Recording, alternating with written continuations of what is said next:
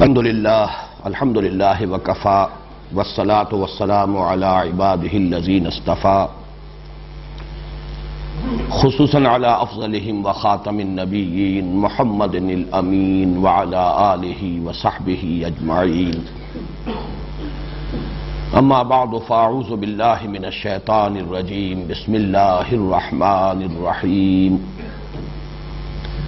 الحمد للہ رب العالمین الرحمن الرحیم مالک یوم الدین ایاک نعبد و ایاک نستعین اہدنا الصراط المستقیم صراط الذین انعمت علیہم غیر المغضوب علیہم ولا الضالین آمین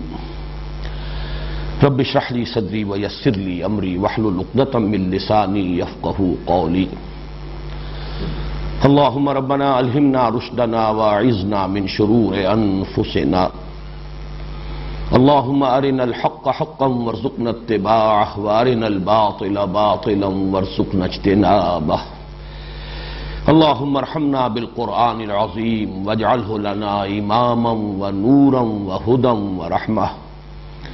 اللہم ذکرنا منہ ما نسینا وعلمنا منہ ما جہلنا وارزقنا تلاوتہ آناء اللیل وآناء النہار واجعلہ لنا حجتا یا رب العالمین آمین۔ آج ہم اللہ کے نام سے سلسلے وار درس قرآن کے دور ثانی کا آغاز کر رہے ہیں، اسی لیے میں نے ابھی سورہ فاتحہ کی تلاوت کی ہے، لیکن اس سے قبل کہ میں سورہ فاتحہ کے مضامین کا تجزیہ اور اس کے مفہوم اور معانی پر بات کروں، میں ایک ذاتی وضاحت اور اپنی حیثیت کا تعین آپ حضرات کے سامنے کر دینا چاہتا ہوں۔ ایک جملے میں وہ وضاحت یہ ہے کہ میری حیثیت ہرگز مفسر کی نہیں ہے، بلکہ صرف مبلغ کی ہے۔ اس ضمن میں علامہ اقبال کا وہ مصرع بھی آپ چاہیں تو ذہن میں تازہ کر لیں کہ میں نہ عارف نہ مجدد نہ محدث نہ فقیہ، اگرچہ ان الفاظ میں مفسر کا لفظ شامل نہیں ہے، لیکن بہرحال میں اسی کے حوالے سے عرض کر رہا ہوں کہ میرا دعویٰ ہرگز یہ نہیں ہے کہ میں مفسر ہوں، بلکہ میری حیثیت اصلاً ایک طالب علم قرآن کی ہے اور اس کے مبلغ کی ہے۔ تین اعترافات یہاں بالکل صراحت کے ساتھ وضاحت کے ساتھ کر دینا چاہتا ہوں۔ میں نے نہ علوم عربی کی باضابطہ تحصیل کی ہے، یعنی لغت، نحو، صرف، معانی، بیان، صنائع و بدائع اور ادب جاہلی کا میں باضابطہ طالب علم نہیں رہا۔ اسی طرح میں نے منطق اور فلسفے کی بھی کوئی باضابطہ تحصیل نہیں کی۔ اسی طرح جو علوم دینیہ مشہور ہیں ہمارے ہاں، علم تفسیر، علم حدیث، فقہ، اصول حدیث، پھر یہ کہ علم کلام، میں ان کا بھی باضابطہ اور باقاعدہ طالب علم کبھی نہیں رہا۔ جیسا کہ میں نے عرض کیا، میں اصلاً قرآن حکیم کا طالب علم ہوں، البتہ چونکہ نبی اکرم صلی اللہ علیہ وسلم کا یہ حکم میرے پیش نظر رہا کہ بلغوا عنی ولو آیۃ، پہنچاؤ میری جانب سے خواہ ایک ہی آیت۔ اس حکم میں جو عموم ہے اور جو شدت ہے، در حقیقت وہی چیز ہے کہ جو اس جرأت یا جسارت کی بنیاد بنی کہ جتنا کچھ علم اور فہم حاصل ہوتا گیا اپنے مطالعہ اور تعلم قرآن کے دوران، میں نے یہ سمجھا کہ مجھ پر یہ ذمہ داری ہے، فرض ہے کہ میں اسے دوسروں تک بھی اپنی امکانی حد تک پہنچانے کی سعی کروں۔ چنانچہ میری جو بھی کاوش ہے، جو محنت ہے، جو سعی و جہد ہے، وہ در حقیقت اسی فرمان نبوی کی تمثیل امر میں ہے۔ اس ضمن میں بعض کچھ تاریخی واقعات اور حقائق بھی میں ریکارڈ پر لے آنا چاہتا ہوں۔ سن 66 میں جب میں نے یہاں لاہور میں سن 65 کے اواخر میں یہاں منتقل ہو گیا تھا، لیکن یہ کہ اصلاً دروس قرآن کے جو حلقے میں نے قائم کیے وہ سن 66 سے،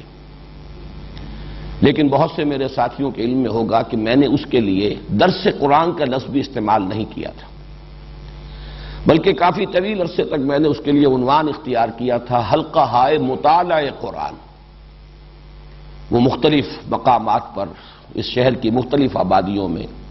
وہ حلقے قائم تھے، اگرچہ بعد میں نے پھر لفظ درس قرآن اختیار کر لیا، اور اس کی دو وجوہات ہیں۔ ایک تو یہ کہ حلقہ ہائے مطالعہ قرآن یہ ایک طویل عبارت بنتی ہے، بڑی طویل ترکیب بنتی ہے، پھر عام فہم نہیں ہے۔ ثانیاً یہ کہ مطالعہ قرآن کا حلقہ تو اصل میں ایسا ہونا چاہیے جس میں باہم مذاکرہ ہو، آپس میں گفتگو ہو، مبادلہ خیالات ہو، کچھ سمجھیں کچھ سمجھائیں۔ یہ انداز چونکہ نہیں ہوتا، یہ تو یک طرفہ ایک بیان ہے، لہذا اس کے لیے وہ لفظ موضوع نہیں تھا، مجبوراً میں نے کچھ عرصے کے بعد درس قرآن کی اصطلاح استعمال کر لی۔ اس کے علاوہ اس عرصے کے دوران بہت سے حضرات نے مجھ سے یہ نہ صرف سوال کیا کہ کیا آپ نے کوئی تفسیر لکھی ہے، بلکہ بہت اصرار کے ساتھ یہ فرمائش کی کہ آپ تفسیر ضرور لکھیے۔ جو بھی متاثر ہوا، جس نے بھی سمجھا کہ درس قرآن کا یہ اسلوب جو ہے یہ اس زمانے کے تقاضوں کو پورا کرتا ہے اور ذہنوں کو اس سے آسودگی اور اطمینان حاصل ہوتا ہے، تو خواہش ظاہر کی انہوں نے فطری طور پر کہ آپ تفسیر لکھیں۔ میرا جواب ہمیشہ یہ رہا کہ نمبر ایک میں اس کا اہل نہیں، میرا یہ مقام نہیں، میں مفسر نہیں، اور نمبر دو یہ کہ تفسیریں بہت ہیں، میرے نزدیک اس دور کے بھی تقاضے پورے ہو گئے ہیں، لوگوں نے جو کام کیا ہے وہ کفایت کرتا ہے۔ میری جو کاوش ہے اور میری جو محنت ہے وہ یہ ہے کہ تفسیروں کے پڑھنے والے لوگ پیدا ہو جائیں۔ تفسیریں لکھی ہوئی ہیں، رکھی ہوئی ہیں، لیکن ان کی طرف رجوع نہیں ہے، وہ جذبہ پیدا ہو جائے، طلب پیدا ہو جائے، لوگ اس کے لیے وقت صرف کرنے کے لیے آمادہ ہو جائے، ایک علمی ذوق پیدا ہو جائے۔ میری ساری قد و کاوش جو ہے اس کا اصل ہدف یہ ہے، ورنہ تفسیروں کی میرے نزدیک کوئی کمی نہیں ہے۔ اس سے بھی آگے بڑھ کر میں یاد دلا رہا ہوں، سن 80 سے سن 82 تک اس ملک میں پاکستان ٹیلی ویژن پر درس قرآن کے ضمن میں یا بیان القرآن کے ضمن میں میرا ڈنکا بجتا رہا، بلکہ یوں سمجھیے کہ بالکل ایک ہی معاملہ تھا، بس ایک ہی شخص جو ہے اس حیثیت سے متعارف ہوا ہے اس طویل عرصے کے دوران، اور پورے پاکستان کے جتنے بھی ٹیلی ویژن سٹیشنز ہیں ان سے وہ پروگرام نیشنل ہوک اپ پر وہ ٹیلی کاسٹ ہوتے تھے۔ تو میری اس حیثیت سے شہرت جو ہے اس وقت بام عروج پر تھی۔ اس وقت ایک پبلشر نہایت مصر رہے، حد درجے اصرار کرتے رہے کہ آپ ایک ترجمہ کر دیجئے قرآن کا، اور میں نے جب کہا کہ میں اس کا اہل نہیں ہوں اور ترجمے بہت ہیں، تو انہوں نے کہا کہ آپ ایسا کیجئے 2 4 6 ترجمے سامنے رکھ کے بس ترجمہ کر دیجئے، اس لیے کہ انہیں یہ محسوس ہوتا تھا کہ اس وقت ایک طلب ہے، مارکیٹ ہے، اگر اس شخص کے نام سے کوئی ترجمہ آ گیا بازار میں تو وہ ہاتھوں ہاتھ بک جائے گا۔ لیکن میرا جواب وہی رہا کہ ہرگز نہیں، نہ میں اپنا یہ مقام سمجھتا ہوں، بلکہ میں تراجم کے ضمن میں بھی بسا اوقات جو دوسرے مترجمین ہیں، شاہ عبد القادر، شاہ رفیع الدین، پھر جو اس دور میں اس صدی کے مترجمین ہیں، میں تو ان سے مدد لیتا ہوں۔ میں اتنی عربی زبان کی قابلیت کا دعویٰ نہیں رکھتا کہ جو غرائب قرآن ہیں، ایک تو ہے عام قرآن مجید کے الفاظ اور بالعموم جو ہے اصطلاحات اس کی جو بار بار آتی ہیں، اس کا تو الحمدللہ پورا فہم مجھے حاصل ہے، لیکن بہت سے مقامات آتے ہیں جہاں تحقیق کی ضرورت ہوتی ہے، تو اس مقام پر میں خود محتاج اپنے آپ کو پاتا ہوں کہ میں انہی مترجمین کے ترجموں سے مدد حاصل کرتا ہوں۔ اسی ضمن میں ایک بات اور بھی عرض کر دوں کہ میں نے جب قرآن اکیڈمی قائم کی، پھر قرآن کالج، جس کے سر پر یہ تاج جو ہے قرآن آڈیٹوریم کا رکھا گیا ہے، میں نے اس کے ضمن میں بارہا یہ بیان کیا ہے اپنی گفتگوؤں میں، تقریروں میں، اکیڈمی میں جب ہمارے کورسز چلتے تھے، یا یہاں قرآن کالج میں اب 1 ایئر کورس ہے، یا طلبہ ہیں اس کالج کے، تو میں ان کے سامنے 6 اصطلاحات ہمیشہ رکھتا رہا ہوں کہ ہمارا ہدف کیا ہے، ہم کیسے لوگ چاہتے ہیں کہ اس اکیڈمی سے اور اس قرآن کالج سے پیدا ہوں۔ تو اس میں اوپر سے نیچے تک ایک بڑا اسپیکٹرم ہے کہ ہمارا سب سے اونچا ہدف، اعلی ہدف تو یہ ہے کہ تخلیق کی صلاحیت رکھنے والے، کریٹو ورک، وہ یہاں سے پیدا ہو، جو ایک نیا علم وجود میں لا سکے، یا یوں کہیے کہ علم کو مسلمان کر سکے، ایک نئی علم نفسیات، ایک نیا علم اقتصادیات، ایک نیا فلسفہ، ایک نیا علم اخلاقیات، یہ جو سوشل سائنسز میں اور جو اس وقت کی ہماری اصل گمراہی کے میدان ہے نوع انسانی کے، اس میں نئے علوم کو پیدا کرنا، اس کے لیے کریٹو صلاحیت اور کریٹو جینیس کے لوگ درکار ہیں۔ اور ظاہر بات ہے کہ وہ شاذ ہوتے ہیں، لیکن یہ کہ ہمیں اپنے ہدف میں ٹاپ پر اسی کو رکھنا ہے، یہ ہمارا سب سے اونچا مقصد ہے۔ اس سے ذرا نیچے اتریے تو محقق، تحقیقی کام، ریسرچ ورک، یہ دوسرے درجے کی شے ہے۔ تخلیقی کام کا تعلق مستقبل سے ہوتا ہے، آئندہ کے لیے کوئی نئی شے پیدا کرنا، نئی شے بنانا، نئے راستے کھولنا۔ تحقیق کا کام ہوتا ہے ماضی سے متعلق، گہرائی میں آدمی اترے، مطالعہ کرے، لائبریریوں کو چھانے، اور یہ کہ ریسرچ ورک کرے، یہ دوسرے درجے کا کام ہے۔ تیسرے درجے کا کام، یہ میں مدرس، تدریس کا کام، جو علم ہے اسے پڑھانا، اور ظاہر بات اس کے لیے بھی بڑی مہارت چاہیے، نہ صرف تدریسی مہارت چاہیے، خود علم میں پختگی، رسوخ فی العلم نہ ہو تو آدمی پڑھا نہیں سکتا، واعظ کہہ سکتا ہے، عام تقریر کر سکتا ہے، لیکن کلاس روم ٹیچنگ جسے کہا جائے، جہاں وہ لوگ بیٹھے ہوئے ہوں کہ جو خود درجہ بدرجہ ترقی کرتے ہوئے ایک خاص سطح تک آ گئے ہوں، جن کا اپنا ایک ذہنی معیار ہو، ان کو مطمئن کرنا،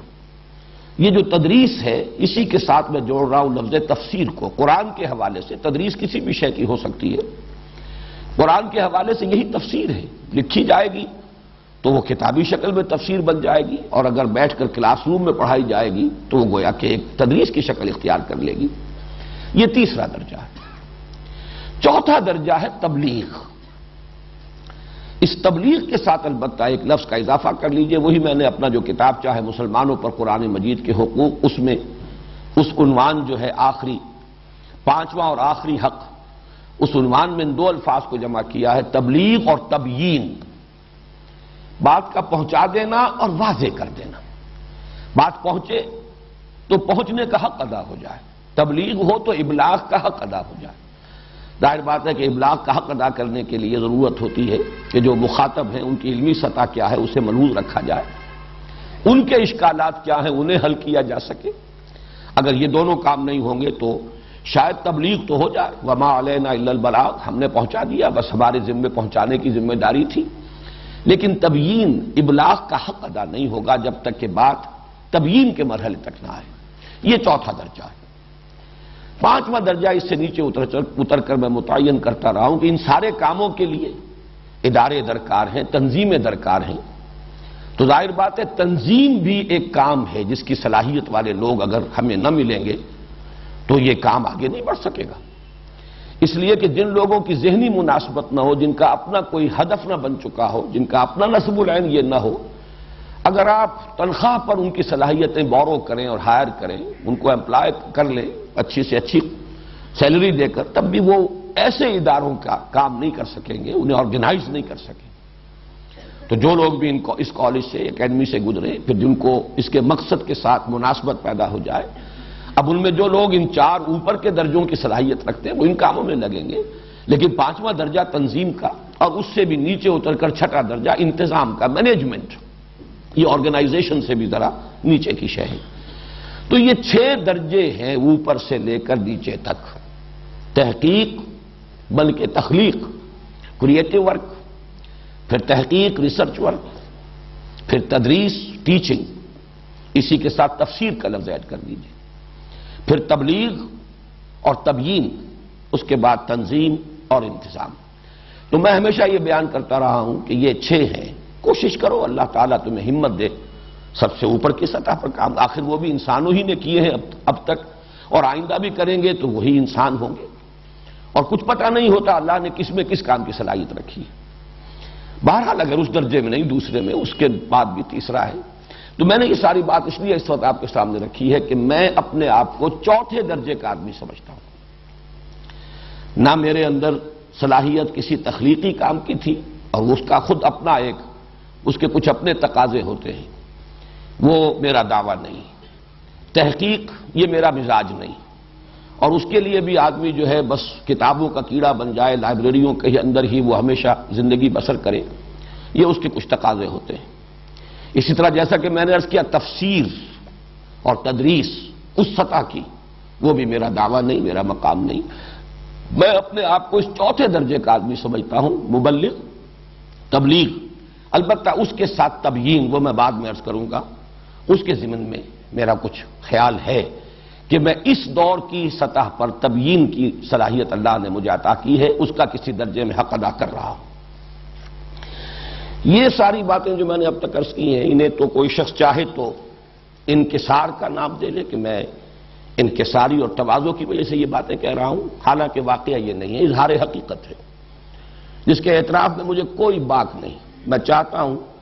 کہ من آنم کے من دانم، یہ میں اس لیے ریکارڈ کرا رہا ہوں، باتیں بارہا کہی ہیں، لیکن اب یہ ہمارے درس قرآن کا مسلسل درس کا جو دور ثانی ہے، ریکارڈ ہو رہا ہے، تو یہ چیزیں جو لوگ بھی ابتدا ہی سے اس درس کو سنیں یا یہ کہ ویڈیو کے ذریعے سے دیکھیں بھی، آڈیو ویڈیو دونوں صلاحیتیں استعمال کریں، ان کے سامنے یہ باتیں آ جائیں۔ لیکن اب جو میں کہہ رہا ہوں ہو سکتا ہے اسے کچھ حضرات تعلی اور عجب پر محمول کریں، اس میں سمجھیں کہ شاید کوئی تکبر کی بات ہے، حالانکہ وہ بھی میرے نزدیک تو اصلاً اظہار حقیقت ہے، اور در حقیقت یہ بھی قرآن مجید کے ایک حکم پر امتثال امر ہے۔ وَأَمَّا بِنِعْمَةِ رَبِّكَ فَحَدِّثْ، مجھ پر اللہ تعالیٰ کے انعام ہوئے ہیں، مجھے ان کا ادراک ہے، شعور ہے، اعتراف ہے، اور میں اسی کی مناسبت سے اللہ تعالیٰ کا شکر ادا کرتا ہوں، اس لیے کہ شکر کے لیے تو پہلا درجہ ہے یہ امام راغب نے جو شکر کے 3 درجے قائم کیے ہیں، تو سب سے پہلے شکر بالقلب ہے، ادراک ہو، شعور ہو کہ کتنا بڑا انعام ہوا ہے، کتنا بڑا احسان ہوا ہے، کتنی بڑی نعمت کسی نے دی ہے۔ اگر اس کا شعور ہی نہیں، ادراک ہی نہیں، تو اس کا پروپورشنیٹ شکر قلب کی گہرائیوں سے نکلے گا ہی نہیں۔ پھر ہے شکر باللسان، پھر شکر بالجوارح، بہرحال اس وقت یہ چیزیں آ جائیں گی انشاءاللہ، اگلے ہی درس میں یہ شکر کی بحث آنے والی ہے۔ تو شکر در حقیقت ادراک اور اعتراف کے متناسب اور پروپورشنیٹ ہوتا ہے۔ تو اما بنعمت ربک فحدث، جو بھی انعام ہوا ہے میرے پروردگار کا مجھ پر، میں اس کا بھی تذکرہ کر رہا ہوں اسی حکم کے امتثال امر میں، اور وہ یہ ہے کہ جو بھی فہم قرآن مجھے حاصل ہوا ہے، میں لفظ علم سے بھی کترا کر فہم کا لفظ استعمال کر رہا ہوں، بہرحال چاہیں تو آپ اس کو ایک اصطلاح کی حیثیت سے جمع کر لیجئے، علم و فہم قرآن حکیم کا جو بھی مجھے حاصل ہوا ہے، اس میں بحمد اللہ 4 چشموں سے، اس میں علم اور فہم کے 4 چشمے ہیں جو جمع ہوئے ہیں، ان سے اس حوض میں آ کر پانی جمع ہوا ہے۔ اور میں آج سوچ رہا تھا تو یہ چیزیں چونکہ میرے ذہن میں آئیں تو میں آپ کے سامنے بیان بھی کر رہا ہوں کہ میرے سامنے تشبیہ آئی، قرآن حکیم میں جنت کے 3 چشموں کے نام دیے گئے ہیں، کوثر ہے، تسنیم ہے، سلسبیل ہے۔ میرے نزدیک 3 چشمے جن سے اللہ نے مجھے سیراب فرمایا اور جن سے متمتع فرمایا، اس کے مواقع عطا فرمائے، کوثر و تسنیم و سلسبیل کی ساتھ اس کے ایک مشابہت ہے، علم قرآن سے بڑی دولت اور کوئی ہے نہیں۔ اور چوتھے چشمے کو میں العروۃ الوثقی سے تعبیر کرتا ہوں، میں اس کی وضاحت ابھی کر دوں گا۔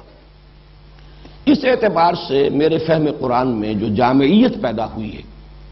میں تفصیل کے ساتھ تو اپنے اس فہم قرآن کے ان 4 گوشوں کو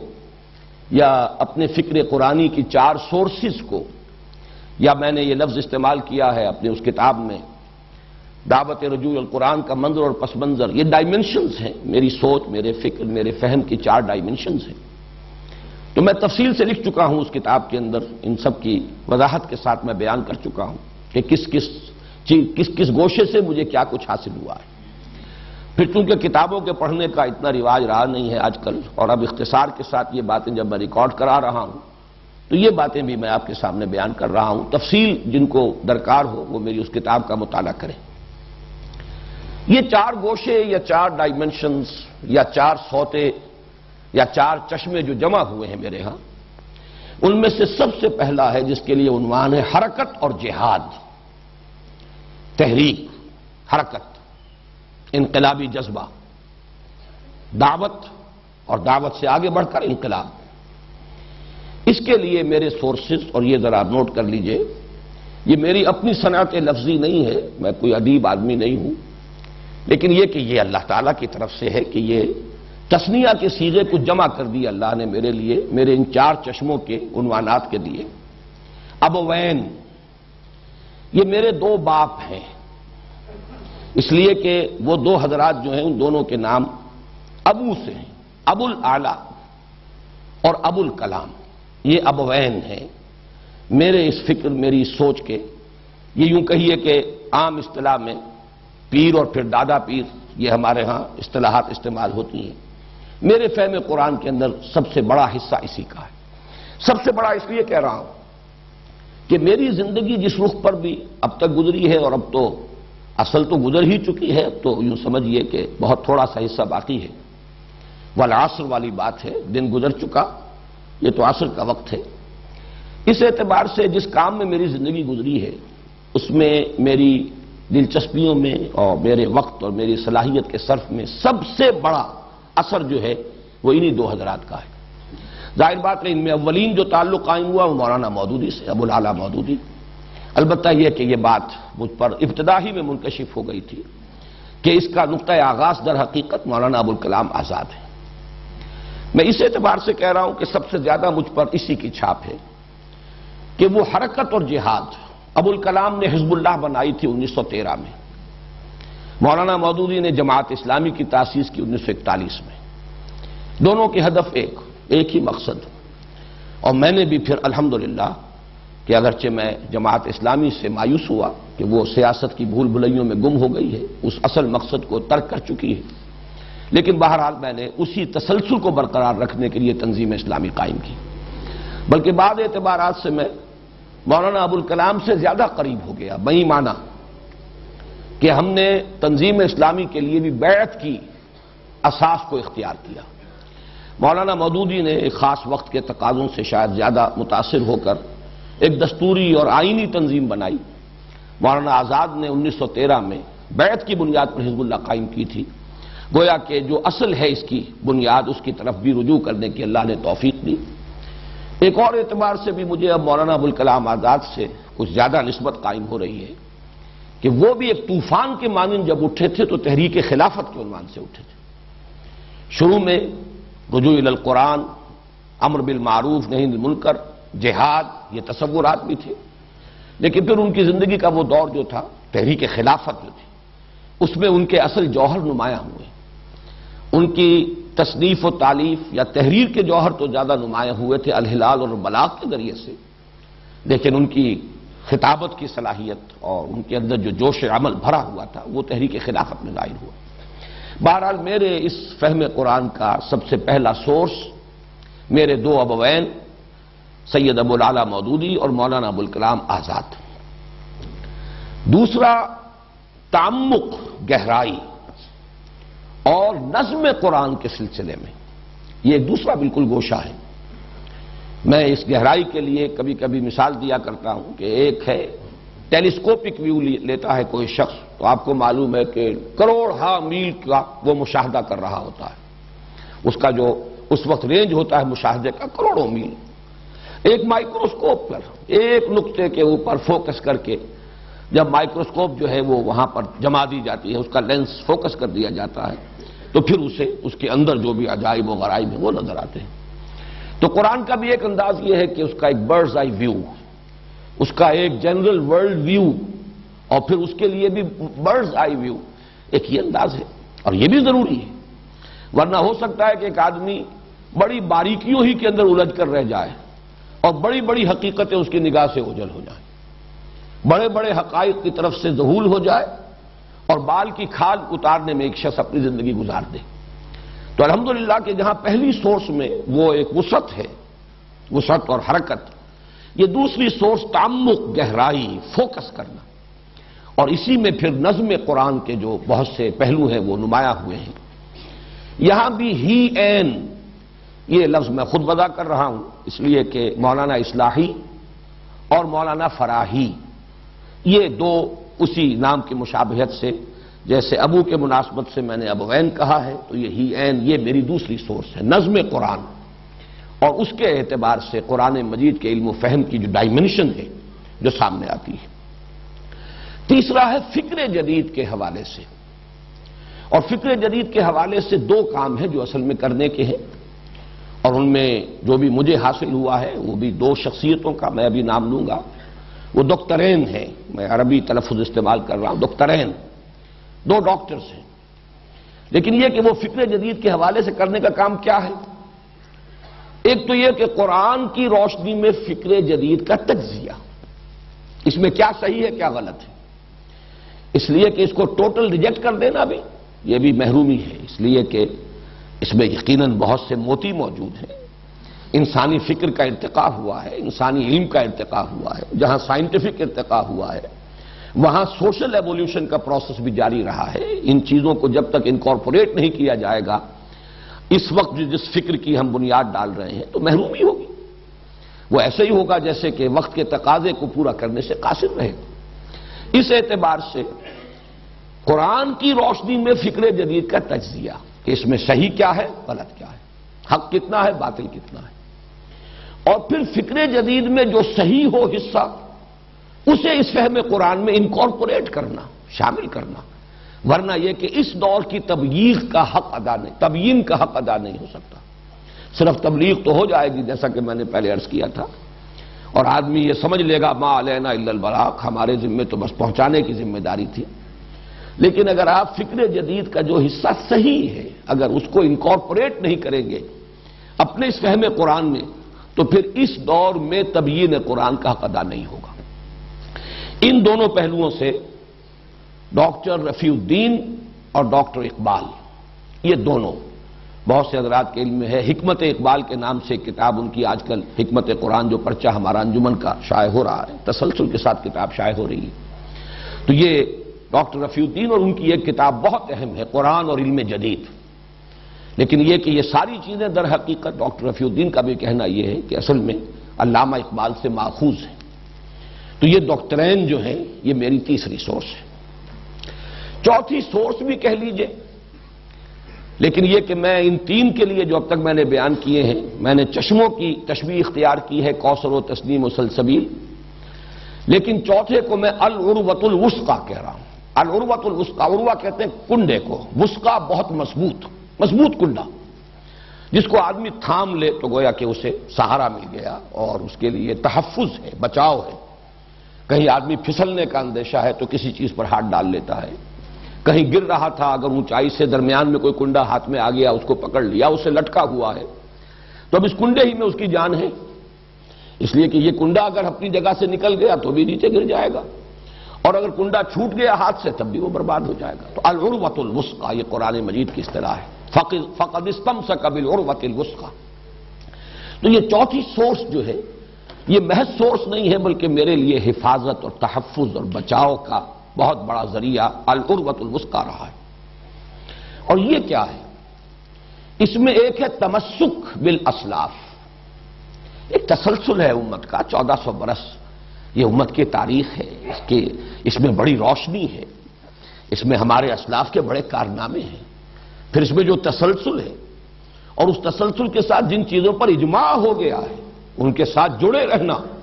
یہ انسان کی عافیت کے لیے، انسان کی حفاظت کے لیے بہت ضروری ہے۔ بسا اوقات ذہین آدمی کے ذہن میں کوئی ایک لہر جو ہے کبھی اٹھتی ہے، اور انسان کو چونکہ اپنے کسی خیال سے، جیسے اپنی تخلیق سے اسے بہت محبت ہوتی ہے، اپنی اولاد سے محبت ہوتی ہے، اسی طرح اپنے کسی نئے خیال سے انسان کو محبت ہوتی ہے، لیکن اس نئے خیال کی رو میں آدمی بہہ کر نکل جائے تو ہو سکتا ہے کہ دور چلا جائے، اس کے لیے ضروری ہے کہ کسی کنڈے پر اس کا ہاتھ ہو، ادھر ادھر ہاتھ مارے، ایک ہاتھ سے کنڈا پکڑا ہوا ہو، دوسری طرف سے ہاتھ مارے، جہاں جہاں تک رسائی ہو، جو حاصل کر سکتا ہو لے، لیکن وہ کنڈا نہیں چھٹنا چاہیے۔ وہ کنڈا چھٹ گیا تو پتہ نہیں کوئی لہر اسے کہاں لے جائے گی، جیسے کہ قرآن مجید میں سورہ حج میں تمثیل آئی ہے کہ تہوی بہ الریح فی مکان سحیق، پھر یہ کہ ہوا یا یہ کہ کوئی شکاری پرندے اڑا کر لے جائیں گے، تخطفہ الطیر اور تہوی بہ الریح فی مکان سحیق، یا ہوا کا کوئی جھونکا، یا یہ کہ جس جہاز کا لنگر نہ رہا ہو اسے کوئی لہر جو ہے لے جائے گی اور کسی طرف بھی اس کو چلا دے گی۔ تو یہ العروۃ الوثقیٰ، یہ میرے دو شیخین ہیں۔ اب یہ دیکھیے، یہ بھی صنعت لفظی ہے اگرچہ، لیکن میری نہیں ہے، ایجاد بندہ نہیں ہے۔ شیخ الاسلام مولانا شبیر احمد عثمانی رحمہ اللہ، پاکستان کے پہلے اور آخری شیخ الاسلام، اور ان کے استاد شیخ الہند رحمہ اللہ، جنہیں کہ میں 14ویں صدی کا سب سے بڑا مجدد سمجھتا ہوں، 14ویں صدی ہجری کا۔ یہ شیخین ہیں، شیخ الہند کا ترجمہ اور علامہ شبیر احمد عثمانی شیخ الاسلام، ان کے حواشی، تقریباً 5 پارے کے حواشی بھی حضرت شیخ الہند کے ہیں، بقیہ 25 پاروں کے حواشی وہ ہیں شیخ الاسلام علامہ شبیر احمد عثمانی رحمۃ اللہ علیہ۔ یہ میرے لیے العروۃ الوثقیٰ ہے۔ اس میں تمسک بالاسلاف کے ساتھ ایک اور چیز ایڈ کر لیجئے، اور وہ ہے تصوف۔ دین کی کچھ باطنی حقیقتیں ہیں، کچھ قلبی کیفیات ہیں جو مطلوب ہیں۔ ایک دین کا ظاہر ہے، وہ بھی اپنی جگہ بڑا اہم ہے، بہت ضروری ہے، جیسے عبادت کے 2 جز ابھی سورہ فاتحہ میں انشاءاللہ اگلے ہفتے یہ زیر بحث آئیں گی باتیں۔ عبادت کے 2 جز ہیں، ایک اس کا جسد ظاہری ہے، وہ ہے اطاعت، اللہ کی کلی اطاعت، ایک اس کی روح باطنی ہے، وہ ہے محبت۔ اب یہ محبت کچھ اور شے ہے، اطاعت مجبوراً بھی ہو جاتی ہے، مارے باندھے کو بھی ہو جاتی ہے، لیکن محبت ایک اور ہی شے ہے، جب تک کہ کسی کو اس کا تجربہ نہ ہو، اس کی کیفیت کو کوئی انسان بیان نہیں کر سکتا۔ کیوں معاملہ نہ دارت سخن آشنا نہ باشد۔ تو یہ جو باطنی حقیقت ہے اور یہ جو چاشنی ہے ان حق دین کے اس پہلو کی، اس کے لیے ہمارے ہاں چونکہ متداول اصطلاح چلی آ رہی ہے، اگرچہ وہ قرآن کی نہیں ہے، حدیث کی نہیں ہے، لفظ تصوف۔ تو تمسک بالاسلاف اور تصوف، یہ جو بھی کچھ میرے ہاں اگر ہے، میرے فہم میں، میرے فکر میں، میری سوچ میں، میرے دروس میں ان حقائق کا اگر کوئی بیان ہے، تو اس کے ضمن میں میری سورس یہ شیخین ہیں، شیخ الاسلام مولانا شبیر احمد عثمانی رحمہ اللہ اور شیخ الہند حضرت مولانا محمود حسن دیوبندی رحمۃ اللہ علیہ۔ ان چاروں کو اعتبار سے اور ان چاروں گوشوں سے جو کچھ مجھے حاصل ہوا ہے، اس کی بنا پر اب اسے دعویٰ کہہ لیں، تعلی کہہ لیں، جو چاہیں کہہ لیں، میں یہ محسوس کرتا ہوں، مجھے اس کا ادراک ہے، شعور ہے، اور میں بے باکی کے ساتھ یہ بات آپ کے سامنے کہہ رہا ہوں کہ الحمدللہ کہ ایک جامعیت کبریٰ ہے جو اللہ تعالیٰ نے میرے فہم کے اندر عطا فرمائی، اور یہی وہ شے ہے جو سب سے زیادہ اس دور میں ضروری ہے، اس لیے کہ مختلف پہلوؤں سے کوششیں لوگوں نے کی ہیں، لیکن ان کو جمع کرنا، ان کی جامعیت، یہ اگر نہیں ہوگی تو جو اصل تقاضا ہے اس دور میں تبلیغ و تبیین قرآن کا، وہ پورا نہیں ہوگا۔ البتہ یہاں ایک وضاحت میں کرنا چاہتا ہوں، اس لیے کہ کچھ عرصہ ہوا ایک کتاب بھی چھپی ہے مجھ پر تنقید کے ضمن میں یا میری مخالفت کے لیے۔ ان کے مصنف نے ایک بہت بڑی زیادتی، بلکہ یہ کہ بڑی خیانت کا ارتکاب کیا میرے بارے میں۔ میں نے چونکہ ان چاروں سورسز کو ہمیشہ بیان کیا ہے، اور یہ بھی میں سمجھتا ہوں کہ شکر ہی کا تقاضا ہے۔ حضور نے فرمایا ہے من لم یشکر الناس لا یشکر اللہ، جو شخص انسانوں کا شکر ادا نہیں کرے گا وہ کبھی اللہ کا شکر بھی ادا نہیں کرے گا، کر سکتا ہی نہیں۔ اگر اس میں مادہ ہی نہیں شکر کا اور تشکر کا تو وہ سوتے خشک ہیں، تو نہ بندوں کے حق میں کبھی شکر اس کے قلب سے ابھرے گا اور زبان سے ادا ہوگا، نہ اللہ کے لیے۔ اللہ کے لیے کر بھی رہا ہوگا تو ایک رسم ہے جو ادا ہو رہی ہے، شکر کا وہ اصل جذبہ جو ہے قلب کی گہرائیوں سے وہ چشمہ نہیں پھوٹے گا۔ اس لیے میں ان تمام حضرات کا جن کا ذکر میں نے کیا ہے، یہ میرا ایک تشکر بھی ہے کہ میں تسلیم کروں کہ مجھے ان سے فائدہ حاصل ہوا ہے، میں نے استفادہ کیا ہے، لیکن اس کے یہ معنی نہیں ہے کہ میں ان میں سے ہر شخص کی ہر بات کو مقلدانہ انداز میں تسلیم کرتا ہوں۔ یہ بات اگر کسی نے سمجھی تو غلط سمجھی، مجھے بہت سی باتوں سے اختلاف ہے۔ مولانا اصلاحی صاحب نے جب حد رجم کے بارے میں ایک رائے ظاہر کی، میں نے شدت کے ساتھ اختلاف کیا، شدید اختلاف کیا، یہ اپنی جگہ پر ہے۔ تو بہت سے معاملات میں ڈاکٹر رفیع الدین صاحب سے اختلاف ہے، یہاں تک کہ علامہ اقبال کے لیکچرز میں میں نے سن 67 میں جو مضمون لکھا تھا اسلام کی نشت ثانیہ کرنے کا اصل کام کے نام سے، جو ہماری اس انجمن اور اکیڈمی اس کے گویا کہ مینیفیسٹو کی حیثیت رکھتا ہے، اس میں نے برملا کہا ہے کہ علامہ اقبال کے لیکچرز کو اگرچہ میں اس دور میں جو علم کلام ہمیں درکار ہے اس کا صحیح نقطہ آغاز میں اسی کو سمجھتا ہوں۔ میں سمجھتا ہوں کہ وہی ہے کہ جس نے صحیح تقاضا جو کہ اس دور کا ہے اس کو پورا کرنے کی طرف پہلا قدم اٹھایا ہے۔ میں اسے اگرچہ پرائمر کہتا ہوں، وہ صرف آغاز ہے لیکن یہ کہ صحیح سمت میں آغاز ہے۔ اس کے باوجود میں نے اپنی اسی تحریر میں لکھا تھا کہ بعض چیزیں اس کی جو ہیں ان سے مجھے اختلاف ہے، میں صحیح نہیں سمجھتا۔ اجتہاد کے بارے میں جو باتیں کہی ہیں، اسی طرح علم کلام کی اپنی ایک کوتاہی ہوتی ہے۔ یہ چونکہ جدید علم کلام کی ایک کوشش ہے، لہذا یہ کئی جگہ پر دین کی صحیح تعبیر جو ہے اور ایمانی حقائق کی صحیح تعبیر جو ہے اس کا حق ادا نہیں کرتی، بلکہ یہ کہ پیچھے رہ گئی ہے، اور اس میں بہت سی چیزیں جو ہیں بنیادی طور پر علمی اعتبار سے جو ہمارے بنیادی ایمانیات ہیں اور اعتقادات ہیں ان سے بھی ٹکراتی ہیں۔ یہ اپنی جگہ پر ہے۔ کوئی شخص بھی ہمارے لیے، بڑے سے بڑا انسان بھی، ایسا نہیں ہے کہ ہم اس کے مقلد محض بن کر رہ جائیں اور بس کسی ایک لکیر کے فقیر بن کر رہ جائیں۔ تو اسی طریقے سے ڈاکٹر رفیع الدین کی باتیں ہیں، ان سے بھی اختلاف ہے۔ بہت سے مقامات پر میں مولانا شبیر احمد عثمانی کی رائے سے بھی اختلاف کرتا ہوں، اگرچہ اس میں وہ مسائل اتنے تفصیل سے زیر بحث آئے نہیں ہیں کہ جن میں اختلاف کی گنجائش ہو۔ یہ تو گویا کہ خلاصہ ہے ہمارے اسلاف نے جو کچھ حاصل کیا ہے قرآن سے اس کا۔ لیکن یہ کہ بہرحال یہ بات سامنے رہنی چاہیے کہ میں ان سب کو اگر اپنا سورس معین کر رہا ہوں تو اس کا مطلب یہ نہیں ہے کہ ان کی ہر بات کی میں تصویب کر رہا ہوں اور ان کی ہر بات میری طرف منسوب کی جا سکتی ہے۔ ایک کتاب جس کا میں حوالہ دے رہا ہوں ابھی، وہ لکھی گئی ہے اور اس میں وہ ساری چیزیں جو ہیں میرے سر تھوپ دی گئی،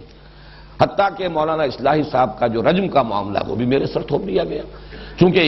اس نے مانا ہے کہ وہ میری سورس ہے تو گویا کہ ان کی تمام باتیں جو ہیں وہ انہی کی باتیں شمار ہوئی۔ تو میں نے صرف چاہا کہ اس کی بھی وضاحت کر دوں کہ میں نے استفادہ کیا ہے، لیکن یہ استفادہ اس طرح نہیں ہے کہ آنکھیں بند کر کے اور اندھے بہرے ہو کر استفادہ کیا، اور تقلید عامہ کا استفادہ نہیں ہے۔ میں نے وہاں سے چیزیں لی ہیں، اور یہ بھی ہے الحمدللہ کہ اگرچہ ان میں سے بعض حضرات کے ساتھ حسن ظن کسی خاص پہلو سے مجروح ہوتا رہا، لیکن اس کے یہ معنی نہیں ہوئے کہ جو بھی میں نے فکر قرآنی کے ضمن میں ان سے استفادہ کیا تھا اور میری اس سوچ اور فہم میں جو ڈائمنشن ان کے حوالے سے اضافہ ہوا تھا ڈائمنشن کا، میں اسے تج دوں، اس لیے کہ فکر علیحدہ شے ہے اور کسی انسان کی اپنی شخصی اس کی روش، اس کا طرز عمل یہ بالکل علیحدہ شے ہے، جس کے ضمن میں علامہ اقبال کو میں فکر اسلامی کا اس دور میں مجدد مانتا ہوں۔ اس کے باوجود میں یہ تسلیم کرتا ہوں کہ علمی عملی اعتبار سے وہ بہت پیچھے تھے۔ ان پہلوؤں سے ہمیں اس بات کی کوشش کرنی چاہیے کہ اپنے دل کو کھلا رکھیں، اپنے ذہن کو وسیع رکھیں، جہاں جو چیز ہے اس کو مانیں، جو شے نہیں ہے اس کا بھی ادراک ہونا چاہیے، اس کو بھی انسان تسلیم کرے۔ بہرحال یہ تو میرے اس فہم قرآن کے 4 گوشے یا 4 سورسز ہیں جو میں نے آپ کے سامنے رکھی۔ اس پر مزید اللہ تعالیٰ کی جو عنایات مجھ پر ہوئی ہیں میں ان کا تذکرہ کر رہا ہوں۔ سب سے پہلی عنایت تو یہی ہے اور سب سے بڑی کہ اللہ نے ایسے حالات پیدا کیے کہ میرا یہ پینورامک ویو بن سکا۔ بالکل بچپن میں علامہ اقبال کی شاعری سے ایک مناسبت قائم ہوئی، ایک ملی جذبہ پیدا ہوا، پھر مولانا مودودی کی تصانیف سے، یوں سمجھیے کہ اپنے ہائی اسکول کے آخری دور ہی سے مولانا ابوالکلام آزاد کی بھی بعض تحریریں اسی وقت میرے علم میں آ چکی تھی، مقالات ابوالکلام ان کا میں نے مطالعہ کیا ہے اپنے ہائی اسکول کے دوران، مولانا مودودی کی کتابیں پڑھی ہیں، پھر یہ کہ ان کی ساری تصانیف، اب ظاہر بات ہے کہ یہ ایک ڈائمنشن ہے جو ایڈ ہوئی ہے، پھر مولانا اصلاحی صاحب کا معاملہ اور ان کے ذریعے سے مولانا فراہی تک رسائی۔ یہ اگر اس کا موقع نہ ہوتا، جماعت اسلامی میں بہت سے لوگ ہیں جنہیں مولانا اصلاحی صاحب کی تحریریں بڑی روکھی پھیکی نظر آتی تھیں، مولانا مودودی کا انداز بہت ایک سلیس انداز، بات کو کھولنا اور جدید تعلیم یافتہ لوگوں کی ذہنی سطح کے قریب آ کر بات کرنا، اس میں جو ہے وہ ایک سلاست ہے، بہت ہی سادگی ہے، وہ خود ایک طرز انشاء کے موجد ہے۔ مولانا اصلاحی صاحب کے ہاں وہ بات نہیں ہے، اس میں چونکہ علمی گہرائی ہوتی تھی اور اس لیے زبان میں بھی ثقالت تھی، لیکن الحمدللہ کہ اسی زمانے میں، طالب علم کے زمانے میں مجھے اللہ تعالیٰ نے وہ مناسبت عطا فرمائی، میں نے ان کی ساری کتابیں پڑھی، مجھے دلچسپی ہوئی، اور آج تک بھی میں ان کی 2 کتابیں جو ہیں ان کا احسان مند ہوں کہ ہمیشہ تذکرہ کرتا ہوں، دعوت دین اور اس کا طریقہ کار، اور مبادی تدبر قرآن، یہ نام میرا رکھا ہوا ہے، پہلے وہ کتاب چھپتی تھی تدبر قرآن کے نام سے۔ پھر جب میں نے تدبر قرآن کی تفسیر تدبر قرآن کی پہلی جلد شائع کی ہے تو پھر اس کتاب کو میں نے ہی نام دے دیا تھا مبادی تدبر قرآن۔ یہ دونوں کتابیں جو ہیں میرے اس جو بھی فہم قرآن مجھے حاصل ہوا ہے اس میں ایک بہت بڑے سورس کی حیثیت رکھتی۔ پھر یہ کہ شیخین کے ساتھ بھی میرا رابطہ طالب علمی کے زمانے میں ہو گیا۔ یہ تفسیر یا جس کو حواشی کہا جاتا ہے مولانا عثمانی کے فوائد عثمانی، یہ اسی زمانے میں جبکہ میں میڈیکل کالج کا طالب علم تھا، کراچی کے کچھ سیٹھوں نے، کچھ کاروباری حضرات، تاجر حضرات، انہوں نے ایک اعتبار سے تو سرقہ کیا تھا، علمی سرقہ کہہ لیجئے، نیت چوری کی نہیں تھی، کوئی ان کے اپنے منافع کمانے کا نہیں تھا، لیکن یہ اصل میں ترجمہ جو ہے شیخ الہند کا اور حواشی جو ہے مولانا شبیر احمد عثمانی کے، یہ اخبار مدینہ بجنور،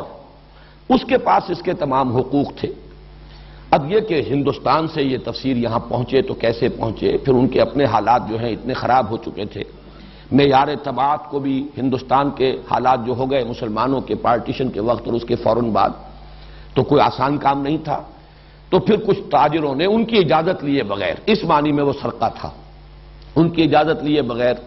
اس تفسیر کی بڑی اعلیٰ کتابت کروائی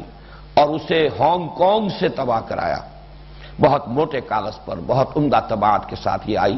اور انہوں نے اسے مفت تقسیم کیا تھا۔ اگرچہ بعد میں پھر وہ مختلف اداروں کو جب نسخے دے دیے گئے، 100 نسخے ان کو اور 200 ان کو، ان اداروں نے پھر اسے فروخت بھی کیا۔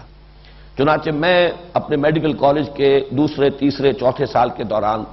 میں نے 100 تو نہیں ہوں گے لیکن 100 کے آس پاس ہی ہوں گے نسخے جو خریدے اور دوستوں کو یا تو خریدوائے یا اپنی طرف سے دیے۔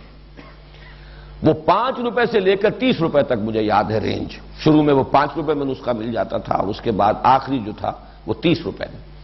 اور اس سے جو اللہ تعالیٰ نے حالات ایسا پیدا کر دیے، میں تو ظاہر بات ہے کہ یہ چیزیں بائی چوائس تو نہیں ہوتی، یہ انسان کے اپنے اختیار میں نہیں ہے کہ اس طریقے سے ایسے حالات بنتے چلے گئے۔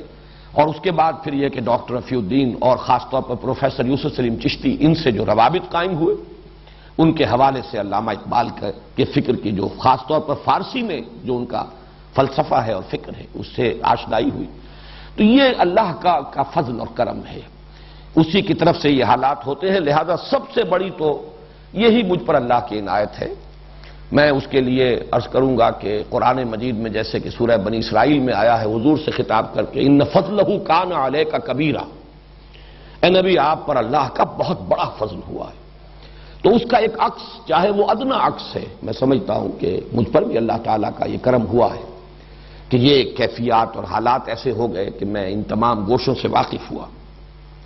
مزید جو اس پر ہے وہ اللہ نے جو میرا مزاج بنایا ہے، یہ بھی اسی کی عطا ہے، اسی کے دین ہے، اس میں انسان خود اپنے مزاج کا بنانے والا نہیں ہے۔ اس میں 2 چیزیں جو ہیں، یہ بات میں شاید آج پہلی مرتبہ اتنی وضاحت سے عرض کر رہا ہوں کہ یہ بھی اس میں ایڈ ہو جائے کہ ایک ذہن مجھے منطقی عطا کیا۔ میں نے منطق کبھی پڑھی نہیں ہے، لیکن منطق کا پڑھنا اور اس کو یاد کر لینا اور ہے، اور ذہن کا منطقی ہونا از خود یہ اور ہے۔ اللہ نے مجھے منطقی ذہن عطا کیا، اور نمبر 2 فلسفیانہ مزاج عطا کیا۔ میں فلسفے کا بھی باضابطہ طالب علم کبھی نہیں رہا، لیکن ایک ذوق ہوتا ہے، ایک مزاج ہوتا ہے۔ میں ذرا اس کا ایک مزید وضاحت کر دوں۔ منطق اصل میں نام ہے تحلیل اور تجزیے کا، اگرچہ استقرائی منطق بھی، یہ بھی منطق ہی کی ایک شاخ شمار ہوتی ہے، لیکن اصل منطق جو ہے جس کا کہ یوں سمجھیے کہ سکہ رواں رہا اور دور دورہ رہا، وہ تو استخراجی منطق ہے۔ میں آج سے یہ طے کی گفتگو بس اب اختتام کو پہنچ رہی ہے، تو میں یہ عرض کر رہا تھا کہ اللہ تعالیٰ کی دین، اس کی عطا، اس کا جو فضل مجھ پر ہوا ہے کہ ذہن منطقی اور مزاج فلسفیانہ۔ مراد کیا ہے؟ منطق در حقیقت نام ہے تجزیے کا اور تحلیل کا، کسی چیز کا تجزیہ کر کے، اس کی تحلیل کر کے اس کے اجزاء کو سمجھنا، اور فلسفیانہ مزاج نام ہے اس کا کہ چیزوں کو جمع کر کے ایک حقیقت کلی کا ادراک کرنے کی کوشش کرنا۔ فلسفہ نام ہی اس کا ہے۔ سائنس کے مقابلے میں جب فلسفہ ہم بولتے ہیں، ایک طبیعیات اور ایک ما بعد الطبیعات، ما بعد الطبیعات در حقیقت اس کائنات کے کلی حقائق سے بحث کرتی ہے۔ وجود کیا ہے، اس کا آغاز کیا ہے، اس کا اختتام کیا ہے، زندگی کیا ہے، انسان کیا ہے، خیر کیا ہے، شر کیا ہے۔ تو یہ در حقیقت ایک ورلڈ ویو، ایک جامع تصور جو ہے وہ آدمی مرتب کرتا ہے۔ تو جہاں منطق جو ہے وہ تحلیل اور تجزیے کا نام ہے، وہاں فلسفے میں تالیف اور جمع و تالیف، جمع کرنا اور اس سے ایک ورلڈ ویو بنانے کی کوشش کرنا۔ تو یہ مزاج میرا ہے، اگرچہ نہ میں منطق کا طالب علم رہا اور نہ فلسفے کا طالب علم رہا، لیکن یہ اللہ کی دین ہے۔ تو وہ 4 سورسز سے جو کچھ مجھے حاصل ہوا ہے، معاملہ صرف یہ نہیں ہے کہ میں صرف اسے نقل کر رہا ہوں، صرف اسے بیان کر رہا ہوں، میں نے اس میں جمع و تالیف کی ہے، میں نے ان گوشوں کو جمع کیا ہے، آپس میں ان کو انٹرکنیکٹ کیا ہے، ان میں ربط قائم کیا ہے۔ یہ اللہ تعالیٰ کا فضل ہے، اور یہی وجہ ہے کہ جو قبول عام حاصل ہوا ہے، درس قرآن جس درجے یہاں مقبول رہا، اتوار کی صبح کا جو درس ہوتا تھا، جبکہ اتوار کی چھٹی ہوتی تھی، وہ درس جو ہے شاید اس طرح کا درس پوری دنیا میں اس زمانے میں کہیں نہ رہا ہو، اس کے چرچے ہوئے ہیں، اس کا شہرہ ہوا ہے۔ پھر یہ کہ جس طریقے سے آج کیسٹس جو ہیں وہ مقبول ہیں، اور لاکھوں کی تعداد میں کونے کونے میں جہاں بھی کوئی اردو بولنے والے لوگ ہیں، سمجھنے والے لوگ ہیں، وہ کیسٹ پہنچ چکے ہیں۔ یہ سب اسی لیے ہے کہ وہ محسوس کرتے ہیں کہ اس دور کے تقاضوں کے مطابق ایک ابلاغ، اس کی تبیین، اس کا کسی درجے میں حق ادا ہوتا ہے۔ چنانچہ میرے شدید ترین ناقدین نے بھی، میں نے یہ چیزیں نقل بھی کی ہیں اپنے اس کتاب میں، دعوت رجوع القرآن کا منظر اور پس منظر، انہوں نے بھی یہ اعتراف کیا ہے کہ تمہارے درس سے ہر شخص کچھ نہ کچھ لے کر ضرور اٹھتا ہے، یعنی مختلف مزاج کے لوگ آتے ہیں، لیکن یہ کہ مختلف مزاج کے لوگوں کو کچھ نہ کچھ ملتا ہے، انہیں کچھ غذا ملتی ہے۔ ظاہر ہے کہ اگر ملے نہ تو پھر دوبارہ کو پلٹ کر نہیں آئے گا، کوئی نہ کوئی ذہنی ہم آہنگی ہوتی ہے، کوئی انسان کو محسوس ہوتا ہے کہ مجھے کچھ ملا ہے، کوئی مناسبت قائم ہوتی ہے، کوئی فائدہ نظر آتا ہے، تبھی آدمی پلٹ کر آتا ہے، ورنہ کون اپنا وقت، آج کی دنیا میں جو سب سے قیمتی شے ہے وہ تو وقت ہے، سب سے زیادہ جس کی اسکیرسٹی ہے، جس کا فقدان ہے، جس کی کمیابی اور نایابی ہے، وہ تو فرصت ہے۔ اس اعتبار سے اگر لوگ یہ وقت صرف کرتے ہیں تو اسی لیے کرتے ہیں کہ وہ محسوس کرتے ہیں کہ کچھ ملتا ہے، کچھ حاصل ہوتا ہے۔ ذالک فضل اللہ یؤتیہ من یشاء، جیسا کہ میں نے عرض کیا تھا کہ اس کو تعلی پر بھی محمول کریں، مجھے اعتراض نہیں ہوگا، اس سے دعویٰ اور ادعا کہیں تو بھی میں آپ سے اس پہ الجھوں گا نہیں، لیکن میرے نزدیک جہاں وہ ایک حقیقت میں نے بیان کر دی کہ میں باضابطہ طالب علم نہیں رہا ہوں، نہ علوم عربی کا، نہ علوم دینیہ کا، نہ میں نے فلسفہ پڑھا، نہ میں نے منطق پڑھی، میں تو طالب علم رہا ہوں جیسا آپ کو معلوم ہے، ویسے میں اسلامیات تو کر لیا تھا، لیکن میں سمجھتا ہوں کہ اس کا تو ذکر کرنا بھی در حقیقت اس پوری گفتگو میں اس کا بالکل غیر متعلق سی بات ہے، وہ کوئی کسی درجے میں بھی وہ کوئی حیثیت اس کی نہیں ہے، اگرچہ کراچی یونیورسٹی میں فرسٹ بھی آ گیا تھا، لیکن وہ تو میں نے بھاگتے دوڑتے ایسے ہی صرف یہ کہ بغیر کچھ پڑھے لکھے، سوائے اس کے کہ فقہ کی ایک کتاب تو میں نے کچھ دن پڑھی ہے، لیکن باقی یہ کہ اس کے لیے کبھی کچھ پڑھنے لکھنے کا معاملہ نہیں ہوا۔ یہ چیزیں تو ہمارے ہاں علم اس درجے گر چکا ہے، علم کی سطح اتنی گر چکی ہے کہ یہ جو کچھ آج کل کی ڈگریاں ہیں ان کا میں تذکرہ بھی نہیں کرنا چاہتا، لیکن میری اصل تعلیم جو تھی وہ تو ظاہر بات ہے کہ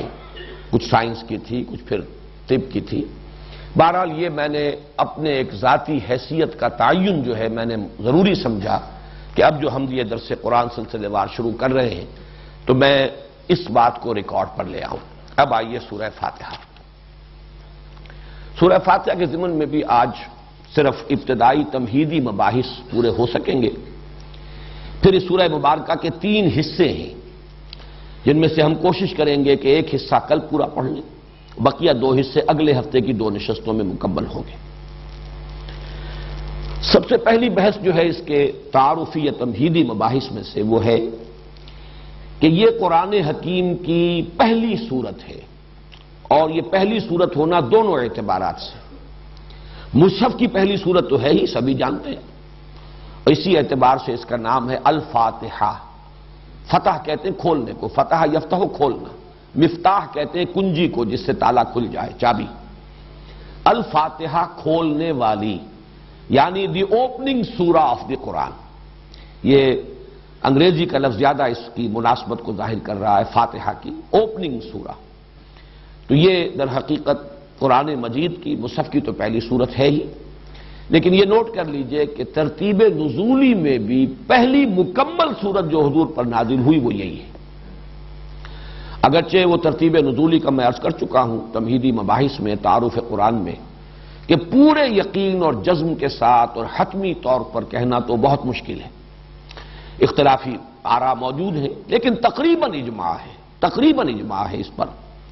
کہ سورہ فاتحہ سے قبل صرف متفرق آیات نازل ہوئی ہیں، جو سورہ علق کے آغاز میں ہیں 5 آیات بالاتفاق، جو سورہ نون کی شروع میں ہے، سورہ قلم بھی اس کا نام ہے، 7 آیات، سورہ مزمل کی ابتدائی 7 آیات، سورہ مدثر کی ابتدائی 7 آیات، اور پھر مکمل سورت جو پوری نازل ہوئی وہ یہ سورہ فاتحہ ہے، اور یہ بھی آپ کو معلوم ہے کہ 7 ہی آیات پر مشتمل ہے، اس پر اگرچہ گفتگو بعد میں ہوگی۔ تو پہلی سورت ہونا اس سورہ مبارکہ کا دونوں اعتبارات سے ہو گیا، ایک یہ کہ یہ مصحف کی پہلی سورت ہے، اور نمبر 2 یہ کہ سب سے پہلی مکمل سورت جو حضور صلی اللہ علیہ وسلم پر نازل ہوئی وہ سورہ فاتحہ ہے۔ دوسری بحث ہے اس کے نام، جیسا کہ میں نے اس سے پہلے بھی بیان کیا ہے، عربوں کا ایک خاص ذوق تھا نام رکھنا کثرت سے، جس چیز سے محبت ہو جائے اس کے بہت سے نام ہوں گے، اس کی ایک ایک ادا، اس کا ایک ایک وصف، اس کی ایک ایک صفت کے حوالے سے اس کے نام بناتے چلے جانا۔ چنانچہ اس سورہ مبارکہ کے بھی متعدد نام ہے، بلکہ متعدد کا لفظ تو ہلکا ہے۔ علامہ جلال الدین سیوطی نے 25 نام جو ہے الاتقان فی علوم القرآن میں جمع کیے، ان میں سے جو موٹے موٹے ہیں وہ میں آپ کو بتا دیتا ہوں۔ الفاتحہ کو تو اس کے اسم علم ہونے کی حیثیت حاصل ہے، اس کا نام اگر لیا جائے گا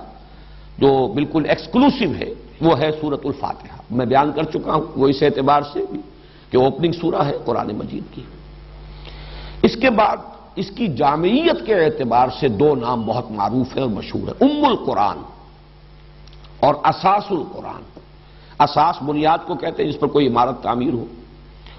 جڑ کو کہتے ہیں، والدہ کے لیے بھی یہ لفظ اسی اعتبار سے آتا ہے، ولادت ہوتی ہے اولاد کی اسی سے، تو یہ کا لفظ جو ہے ام القرآن یعنی جڑ بنیاد جو ہے قرآن مجید کی وہ سورہ فاتحہ ہے۔ پھر ایک حدیث میں اس کے 2 الفاظ آئے ہیں، وہ حدیث ابھی ہم پڑھیں گے بھی، السبع المثانی اور القرآن العظیم، یہ خود اپنی جگہ پر ایک مکمل قرآن ہے، یعنی اس سورہ مبارکہ کی عظمت کو ظاہر کرنے کے لیے، اور چونکہ یہ الفاظ خود محمد رسول اللہ صلی اللہ علیہ وسلم نے استعمال فرمائے ہیں، ابھی ذرا ٹھہر جاؤ میں بعد میں کروں، تو السبع المثانی 7 دہرائی جانے والیاں، بار بار پڑھی جانے والیاں 7 آیات،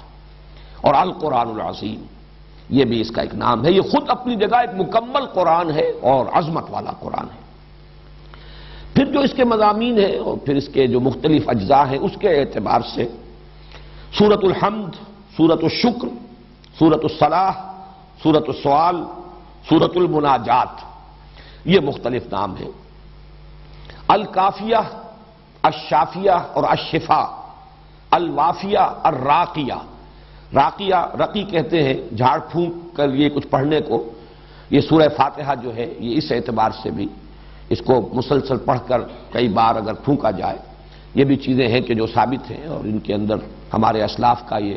تعامل رہا ہے۔ تو شافیہ شفا دینے والی، الشفا بھی اس کا نام ہے، سورۃ الشفا اور شافیہ۔ الکافیہ، یہ کافیہ بھی کفایت کرنے والی، یعنی یہ کہ مضامین قرآن اور اس کی حکمت اور فلسفے کو اپنے اندر سمو لینے والی اور اس کا احاطہ کرنے والی۔ الوافیہ، پورا کر دینے والی، یہ بھی اس کی جامعیت کے اعتبار سے۔ تو یہ ہیں چند نام جو میں نے آپ کو بتائے۔ ویسے علامہ جلال الدین سیوطی رحمہ اللہ نے 25 نام اس کے، اور انہوں نے لکھا بھی ہے کہ میں نے بڑی محنت سے جمع کیے، لیکن یہ کہ ان کی اہمیت نہیں ہے، یہ تو بس وہی ایک ذوق جو ہے عربوں کا کہ جس شے سے محبت ہو، جس کی عظمت کا نقش قلب پر ہو، پھر اس کے نام وہ متعدد اور کثرت کے ساتھ رکھنا، یہ ان کا ذوق ہے۔ تیسری بحث ہے فضیلت کی، اب وہ ذرا حدیث لگا دو یہاں۔ اس کے لیے حضرت ابو ہریرہ رضی اللہ تعالی عنہ سے ایک حدیث مروی ہے، اور یہ جامع ترمذی میں بھی موجود ہے۔ میں نہیں کہہ سکتا کہ آپ میں سے کتنے حضرات اس کو پڑھ سکیں گے، لیکن بہرحال جو بھی پڑھ سکتے ہو میں چاہتا ہوں کہ اس حدیث کو تو پورا لفظ بلفظ آپ لوگ پڑھ لیں۔ عن ابی ہریرہ ان رسول اللہ صلی اللہ علیہ وسلم قال لابی بن کعب، حضرت ابو ہریرہ سے مروی ہے کہ حضور صلی اللہ علیہ وسلم نے حضرت ابی بن کعب سے فرمایا، یہ ابی ابن کعب جو ہے یہ انصاری صحابی ہیں، اور ان کا ایک خاص درجہ یہ ہے کہ حضور نے ان کے بارے میں بھی افعل التفضیل کا صیغہ استعمال کیا ہے کہ یہ اقرؤہم ابی ابن کعب، میرے صحابہ میں سب سے بڑا قاری. اور قاری جو ہے ظاہر بات ہے کہ اس وقت محض اس قرات کے معنی میں نہیں تھا جس معنی میں کہ آج کل ہم استعمال کرتے ہیں، عالم ہونا بھی اس کا لازم تھا معاملہ، اس لیے کہ ان کی اپنی زبان تھی، اس میں جو قرآن کا سب سے بڑا قاری تھا گویا کہ وہ قرآن کا سب سے بڑا عالم بھی تھا. یہ بعض صحابہ کے لیے افضل التفصیل کے صیغے آئے ہیں، جیسے کہ ارحم امتی بے امتی ابو بکر، اشدہم فی امر اللہ عمر، احیاہم یا اکثرہم حیاء عثمان، اقواہم علی، عالمہم بالحلال والحرام معاذ بن جبل، اصدقہم لہجۃ ابو ذر. اسی طریقے سے نوٹ کر لیجئے کہ اقرؤہم ابی بن کعب رضی اللہ تعالی عنہ. تو ان سے حضور نے ایک سوال کیا، اتحب ان اعلمک سورۃ لم ینزل فی التوراۃ ولا فی الانجیل ولا فی الزبور ولا فی القرآن مثلھا. اے ابی کیا میں تمہیں وہ سورت نہ سکھاؤں جس کی مثل، جس کی نظیر نہ تورات میں نازل ہوئی، نہ زبور میں، نہ انجیل میں، نہ قرآن میں. مراد یہ ہے کہ قرآن میں بھی وہ منفرد ہے، اس کی عظمت والی صورت اور کوئی نہیں، اس کی سی عظمت والی صورت. یہ بے نظیر اور بے مثل صورت ہے، اس کی نظیر، اس کے مثل نہ قرآن میں، نہ تورات میں، نہ انجیل میں، نہ زبور. قال نعم یا رسول اللہ. تو حضرت ابی کا جواب کیا ہو سکتا تھا؟ حضور ضرور سنائیے، ضرور سمجھائیے، ضرور پڑھائیے، بتائیے مجھے وہ کون سی صورت ہے. فقال رسول اللہ صلی اللہ علیہ وسلم، تو ارشاد فرمایا رسول اللہ صلی اللہ علیہ وسلم نے، کیف تقرؤ فی الصلاۃ، ذرا سناؤ تو صحیح نماز کیسے پڑھتے ہو، کیا پڑھتے ہو نماز میں؟ قال فقرأ ام القرآن. انہوں نے کہا کہ انہوں نے پڑھا پھر سورہ ام القرآن. اب یہاں دیکھیے وہ لفظ آ گیا، سورہ فاتحہ ام القرآن. انہوں نے تلاوت کی. نماز تو میں ایسے پڑھتا ہوں، نماز میں سورہ فاتحہ پڑھتا ہوں. فقال رسول اللہ صلی اللہ علیہ وسلم، تو حضور نے ارشاد فرمایا، والذی نفسی بیدہ، اس ہستی کی قسم ہے جس کے ہاتھ میں میری جان ہے، ما انزلت فی التوراۃ ولا فی الانجیل ولا فی الزبور ولا فی القرآن مثلھا. اس صورت کے نظیر اور اس کے مثل نہ تورات میں، نہ انجیل میں، نہ قرآن میں، نہ زبور میں کبھی نازل نہیں ہوئی. بے مثل اور بے نظیر صورت ہے. وَإِنَّهَا سَبْعٌ مِّنَ الْمَثَانِي، یہی ہے سبع من المثانی. والقرآن العظیم، اور یہی ہے القرآن العظیم، عظمت والا قرآن. الذی اعطیتہ، جو کہ مجھے عطا کیا گیا ہے. رواہ الترمذی، یہ جامع ترمذی کی روایت ہے. یہ جو دو الفاظ ہیں سبع من المثانی اور قرآن عظیم، یہ در حقیقت سورہ ہجر کی آیت میں وارد ہوئے. چنانچہ وہاں مضمون جو ہے آخری حصے میں سورہ ہجر کے وہ یہ ہے کہ اے نبی، جو کچھ لوگ آپ کو کہہ رہے ہیں، کوئی مجنون کہہ رہا ہے، کوئی اور کچھ کہہ رہا ہے، آپ اس پر ملول اور غمگین نہ ہوں. ہم نے یہ آسمان اور زمین بے مقصد نہیں بنائے، ہر شے کا نتیجہ نکلے گا، مجرموں کو بھی سزا مل کر رہے گی. اسی طریقے سے یہ دولت مند ہیں اور جو اس وقت سرداران قریش ہیں جنہیں چودراہٹ حاصل ہے، اقتدار حاصل ہے، ان سے بھی آپ متاثر نہ ہو، ان کی ان چیزوں کو بھی نگاہ میں نہ لائیے. وَلَقَدْ آتَيْنَاكَ سَبْعًا مِّنَ الْمَثَانِي وَالْقُرْآنَ الْعَظِيمِ، ہم نے تو آپ کو 7 دی ہیں دہرائی جانے والیاں اور قرآن عظیم عطا کیا.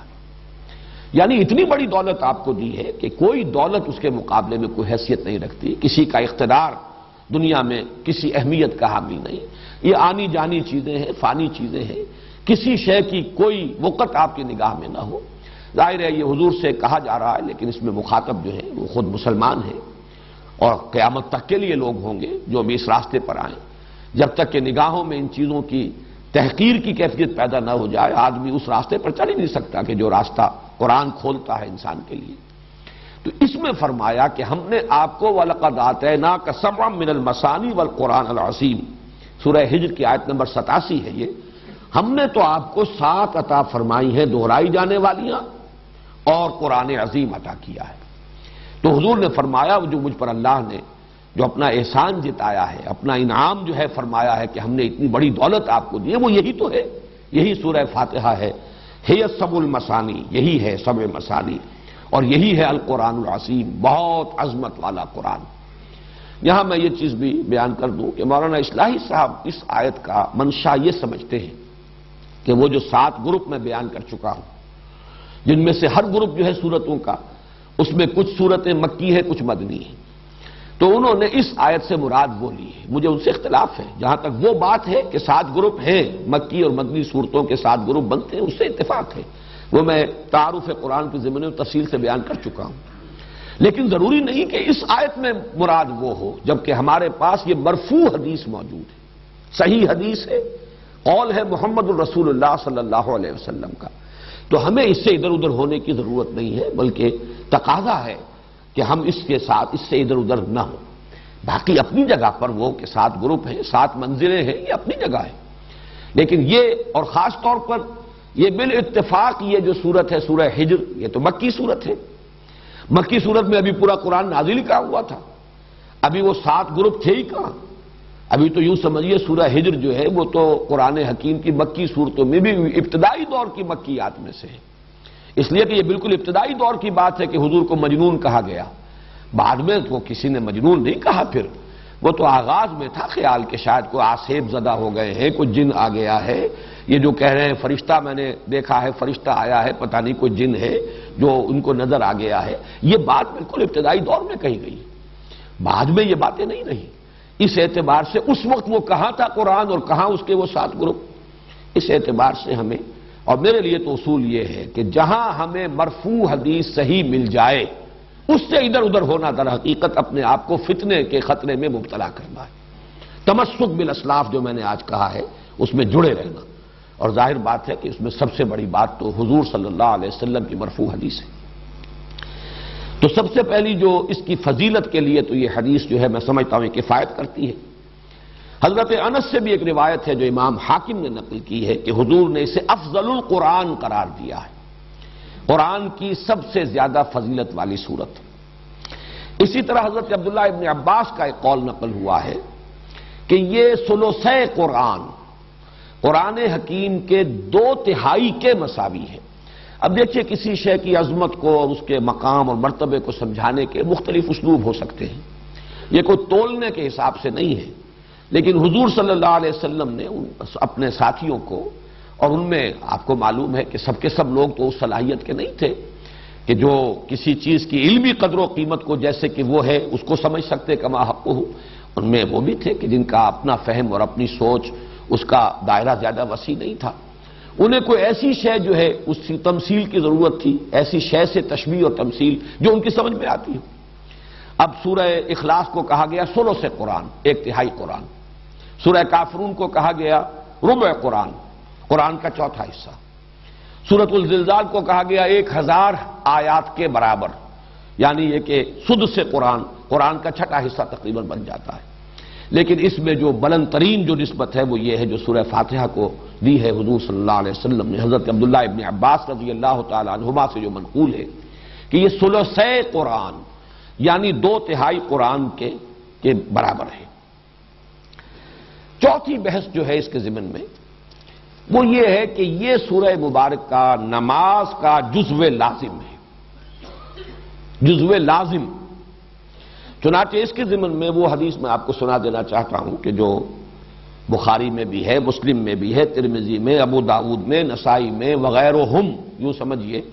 کہ محدثین نے سب نے اس کو تسلیم کیا ہے، اور یہ حضرت عبادہ ابن صامت سے ہے رضی اللہ تعالی عنہ۔ وہ فرماتے ہیں کہ حضور نے ارشاد فرمایا لا صلاۃ لمن لم یقرأ بفاتحۃ الکتاب،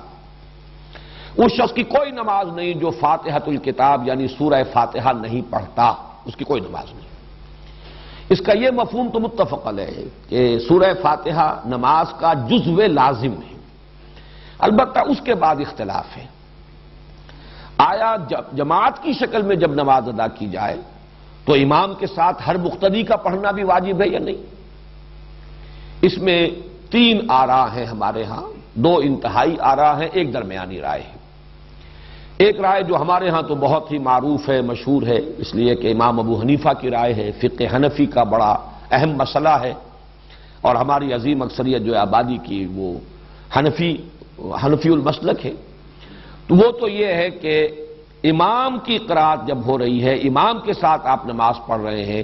تو امام کی قرات ہی آپ کے لیے قرات ہے، آپ کو نماز نہیں پڑھنی۔ مقتدی کے لیے یہ سورہ فاتحہ جو ہے اس کا پڑھنا ضروری نہیں، بلکہ نہ صرف یہ کہ ضروری نہیں بلکہ نہ پڑھنا ضروری ہے۔ یہ انتہائی شدت ہے کہ جو حنفی مسلک میں اس بارے میں ہے، اور مثال وہ دیتے ہیں بڑی، یعنی ایک اعتبار سے تمثیل و تشبیہ کے پہلو سے بہت یعنی معقول تشبیہ ہے کہ جب وفد کی صورت میں کہیں جائے، کسی بڑی شخصیت کے سامنے پیشی ہو، حاضری ہو، تو کوئی ایک ہوتا ہے جو نمائندہ،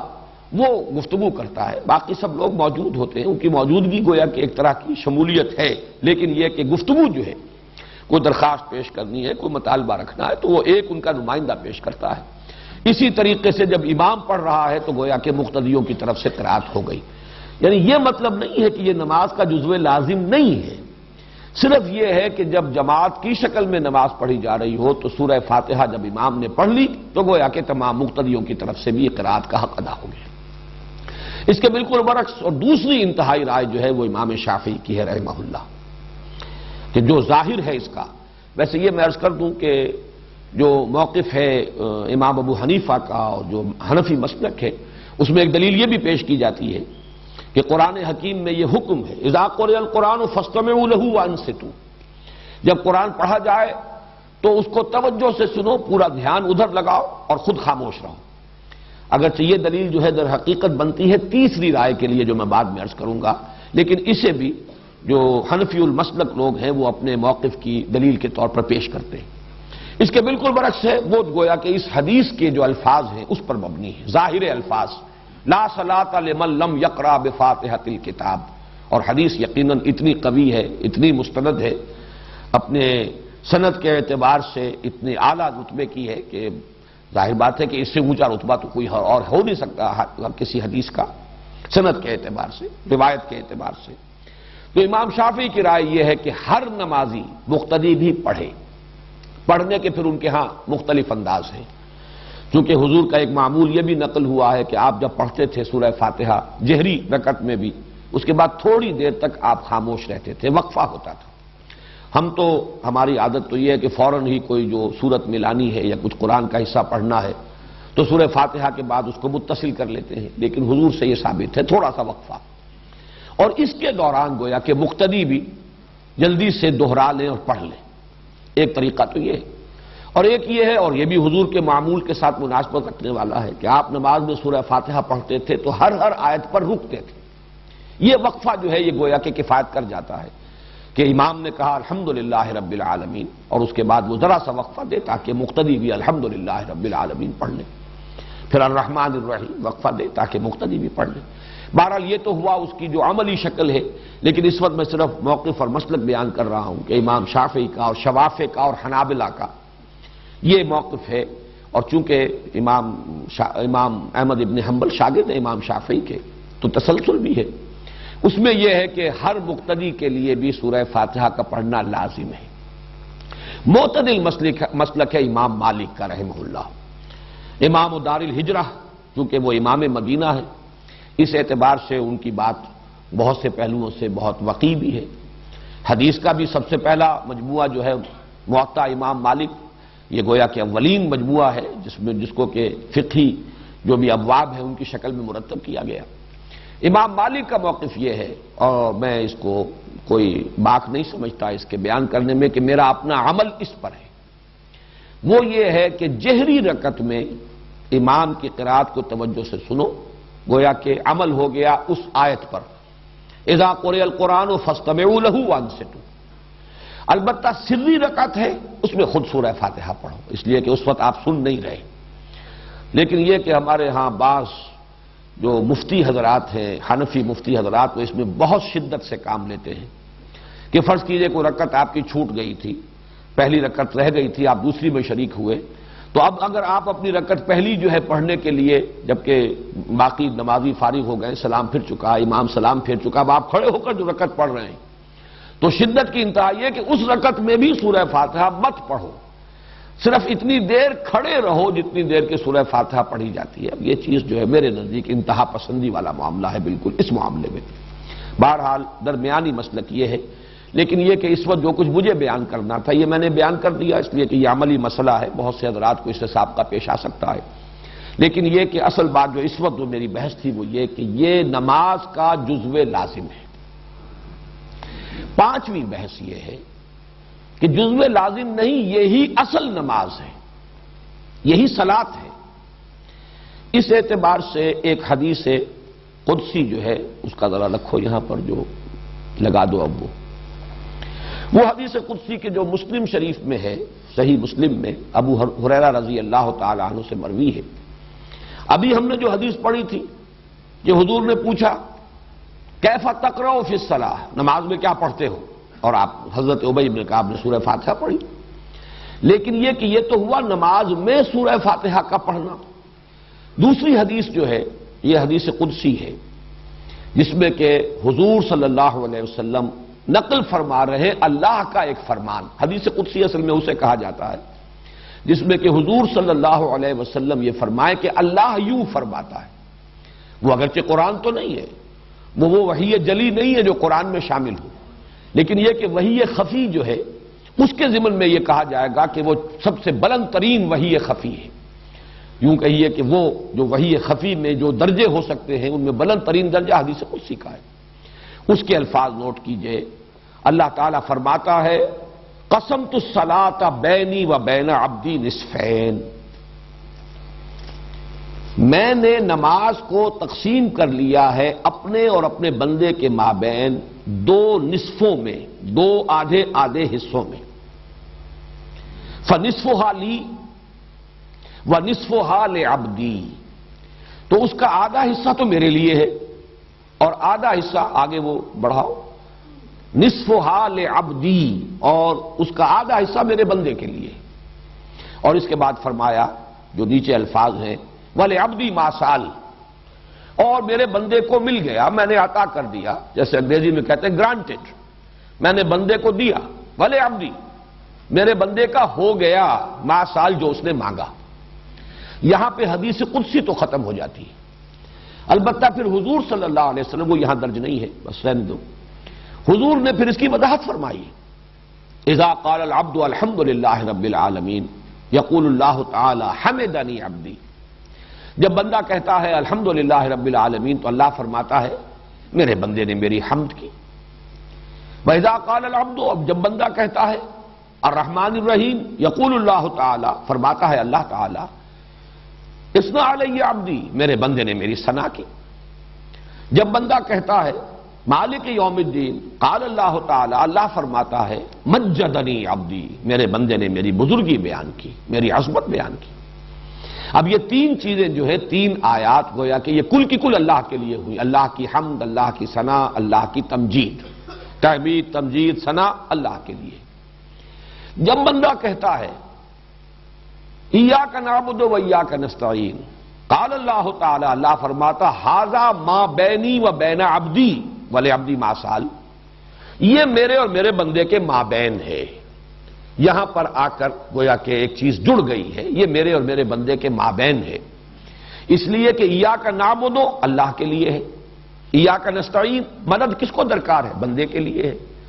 عبادت اللہ کے لیے اور مدد بندے کے لیے، استعانت کا رخ بندے کی طرف ہے، عبادت کا رخ اللہ کی طرف ہے۔ لہذا چوتھی آیت کے بارے میں فرمایا ھذا ما بینی و بین عبدی ولعبدی ما سأل، اور میرے بندے کے لیے ہے جو اس نے مانگا، اس نے میری مدد چاہی اور میں نے گرانٹ کر دی، گرانٹڈ، میری مدد اس کے شامل حال رہے گی۔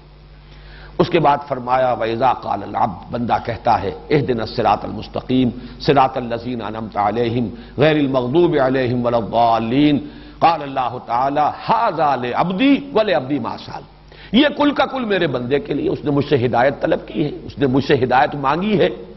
میں نے اس کو ہدایت دی۔ تو یہ در حقیقت بہترین تجزیہ ہے اس سورہ مبارکہ کا۔ ایک مرتبہ پھر کرو، ایک پلڑا نمایاں کر دو پہلی مرتبہ اور پھر دوسرا پلڑا، اس کو ہم انشاءاللہ تعالی اس کی کچھ فوٹو سٹیٹ بھی نکلوائیں گے اور یہ آپ حضرات کو ہم دے دیں گے بعد میں۔ اس وقت ذرا دوبارہ نوٹ کر لیجئے، دیکھیے ترازو کی شکل میں، اگرچہ ہمارے ایک دوست نے جو آرٹ کی تعلیم امریکہ سے حاصل کر کے آئے ہیں، اس سے زیادہ آرٹسٹک فارم میں بھی بنا دیا ہے اس ترازو کو، لیکن یہ زیادہ سمجھ میں آنے والی بات شاید عام لوگوں کی زیادہ نزدیک ہو. ذرا پہلا پڑھا رکھو نا، ادھر لاؤ. دیکھیے یہ جو ترازو کی ڈنڈی ہے اس کے درمیان میں یہ واو لگا ہوا ہے اوپر. یہ گویا کہ اس ترازو کی مٹھ جس کو کہ پکڑا جاتا ہے، ترازو کو جس سے پکڑا جاتا ہے، جس سے وہ ہینگ کرتی ہے. اس کے ادھر وہ آدھا حصہ ہے ڈنڈی کا ایاک نعبد، اور اس کے ساتھ وہ 3 زنجیروں سے پلڑا ہے. یہ 3 آیات ہیں. الحمدللہ رب العالمین الرحمن الرحیم مالک یوم الدین. ابھی ادھر ہی رکھو نا، کہاں لے کے جا رہے ہو؟ ذرا اور اوپر کرو اس کو. یہ نصفہا لی. اسی لیے اس ترازو میں آپ نے دیکھا کہ ان تینوں آیات کو میں نے لکھوایا ہے نیچے سے اوپر کی طرف. ان کا رخ کدھر ہے؟ یہ تینوں آیات جا کر جڑتی ہیں ایاک نعبد. ان تینوں آیات کا منطقی نتیجہ یہ ہے الحمدللہ رب العالمین الرحمن الرحیم مالک یوم الدین. ان تینوں کا منطقی نتیجہ ایاک نعبد. اے اللہ ہم تیری ہی بندگی کرتے ہیں، تجھ ہی سے مدد مانگتے ہیں. نہیں، تیری ہی بندگی کرتے ہیں اور کریں گے. اب دوسرا پڑھنا لاؤ. وَإِيَّاكَ نَسْتَعِينُ. اور ہم تجھ ہی سے مدد چاہتے ہیں اور تجھ ہی سے مدد چاہتے رہیں گے. اس کی پھر آیات میں نے لکھوائی ہیں اوپر سے نیچے کی طرف، اس لیے کہ یہ اس کی تشریح اور تفصیل ہے. اب اہدنا الصراط المستقیم صراط الذین انعمت علیہم غیر المغضوب علیہم ولا الضالین. یہ 3 زنجیریں ہیں جن سے یہ جو استعانت والا پلڑا ہے اور ہدایت طلب کرنے والا پلڑا ایاک نستعین کے ساتھ منسلک ہے. اب دوبارہ غور کیجئے جو اس کے اوپر عنوان ہم نے قائم کیا ہے، حضور کی نقل کردہ حدیث قدسی، اللہ تعالیٰ کا فرمان قسمت الصلاۃ بینی و بین عبدی نصفین. میں نے تقسیم کر دیا ہے نماز کو اپنے اور اپنے بندے کے مابین آدھا آدھا، 2 نصف. اور اس قدر مکمل تقسیم ہے یہ کہ واو درمیان میں ہے اور اس واو کے ساتھ ایک ڈنڈی کا ایک سائڈ، ڈنڈی کا دوسرا سائڈ، ایاک نعبد و ایاک نستعین. اور یہ 3 آیات الحمدللہ رب العالمین الرحمن الرحیم مالک یوم الدین اور ایاک نستعین کے ساتھ اہدنا الصراط المستقیم صراط الذین انعمت علیہم غیر المغضوب علیہم ولا الضالین. بس ایک فرق نوٹ کیجئے کہ یہ جو دعا ہے اصل نماز، اس لیے کہ نماز کا اصل مفہوم کیا ہے. نماز کے بارے میں یہ تھوڑی سی وضاحت میں کر دوں. صلاۃ کا لفظ جو ہے اس کا لغوی مفہوم تو ہے سب سے زیادہ حرارت حاصل کرنا، آگ تاپنا. اس سے اصل مقصود کیا ہے یہ میں پھر کبھی اس کو کسی اور موقع پر تفصیل سے عرض کروں گا. اس وقت ہمارے مضمون سے یہ بات ذرا زیادہ ہٹ جائے گی. لیکن اس سے جو مراد لیا گیا ہے صلاۃ سے، الصلاۃ والدعاء، یا صلاۃ کے معنی ہے متوجہ ہونا. اور یہ صلاۃ کا لفظ دونوں طرف استعمال ہوگا. بندہ متوجہ ہوتا ہے اللہ کی طرف تو دعا، درخواست، اپنے لیے کچھ مانگنے کے لیے. لہذا بندے کی طرف سے جب صلاۃ کا لفظ آئے گا تو دعا اور کچھ طلب کرنا، درخواست پیش کرنا. بندہ جب متوجہ اللہ جب متوجہ ہوتا ہے بندے کی طرف، عنایت، شفقت، رحمت. یہ عنایت، شفقت اور رحمت یہ اللہ کی صلاۃ ہے، اور دعا اور اللہ سے درخواست کرنا اور مانگنا یہ بندے کی صلاۃ ہے. اسی لیے صلاۃ علی کا لفظ آئے گا. هو الذی یصلی علیکم وملائکتہ. اے اہل ایمان، اللہ تم پر جو ہے متوجہ ہوتا ہے اپنی عنایتوں کے ساتھ، اپنی رحمت کے ساتھ، اپنی شفقتوں کے ساتھ. یہی ہے جو ہم کہتے ہیں اللہم صلی علی محمد وعلی آل محمد. پروردگار بھیج درود. کیا معنی؟ اپنی رحمتیں، اپنی شفقتیں، اپنی عنایتیں نازل فرما محمد صلی اللہ علیہ وسلم پر. لیکن بندے کے لیے جب لفظ آئے گا تو لفظ توجہ جو ہے وہ گویا کہ مشترک ہے. اور نماز کا افتتاح جو ہے وہ بھی اسی کلمے سے ہونا چاہیے. انی وجہت وجہی للذی فطر السماوات والارض حنیفا وما انا من المشرکین. بندہ متوجہ ہوگا تو اللہ سے مانگے گا، دعا کرے گا، استغفار کرے گا، اللہ سے سوال کرے گا. اسی لیے میں نے وہ نام آپ کو گنوائے تھے. یہ سورت جو ہے سورت الدعاء ہے، یہ سورت الصلاۃ ہے، یہ سورت السؤال ہے، یہ سورت المناجات ہے. تو اس نماز کا اصل حصہ جزو لا ينفک، بلکہ اصل نماز یہ سورہ فاتحہ ہے. فرق یہ ہے کہ اس مصحف کا اختتام ہوتا ہے معوذتین پر. وہاں پر قل کا لفظ آیا ہے. قل اعوذ برب الفلق، قل اعوذ برب الناس. یہاں قل کا لفظ نہیں آیا. بلکہ یہ کہ دعا گویا کہ تلقین کر دی ہے اللہ نے، اور اس کا جو اصل سبب ہے وہ میں اپنی اگلی بحث میں بیان کر رہا ہوں۔ لیکن اس وقت اس تجزیے کے حوالے سے چند مباحث ہیں جو اختلافی ہیں، ان کو ذرا اچھی طرح سمجھ لیجئے۔ پہلا اختلاف یہ ہے کہ آیت بسم اللہ سورہ فاتحہ کا جز ہے یا نہیں۔ اس میں بھی مدینہ، بصرہ اور شام کے قرات خود اپنی جگہ پر ایک بہت بڑا فن ہے، ان کی رائے اور امام ابو حنیفہ کی رائے یہ ہے رحمہم اللہ، ان تمام ائمہ قرات پر بھی اللہ کی رحمتیں ہوں، امام ابو حنیفہ پر بھی اللہ کی رحمتیں ہوں،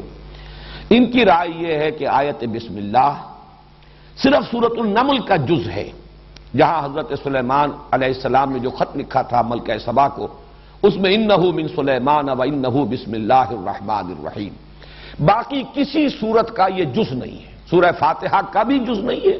اور کسی سورت کا جز نہیں ہے، یہ صرف تبرک کے طور پر یا سورتوں میں فصل کرنے کے لیے یہ سورت جو ہے مصحف میں درج کی جاتی ہے، یہ آیت بسم اللہ، لہذا اس کی گنتی بھی نہیں ہوگی، شمار میں بھی اس کو بار بار نہیں لایا جائے گا، اور کسی بھی سورت کا یہ جز نہیں ہے، سوائے سورہ توبہ کے ہر سورت سے پہلے یہ صرف تبرک کے طور پر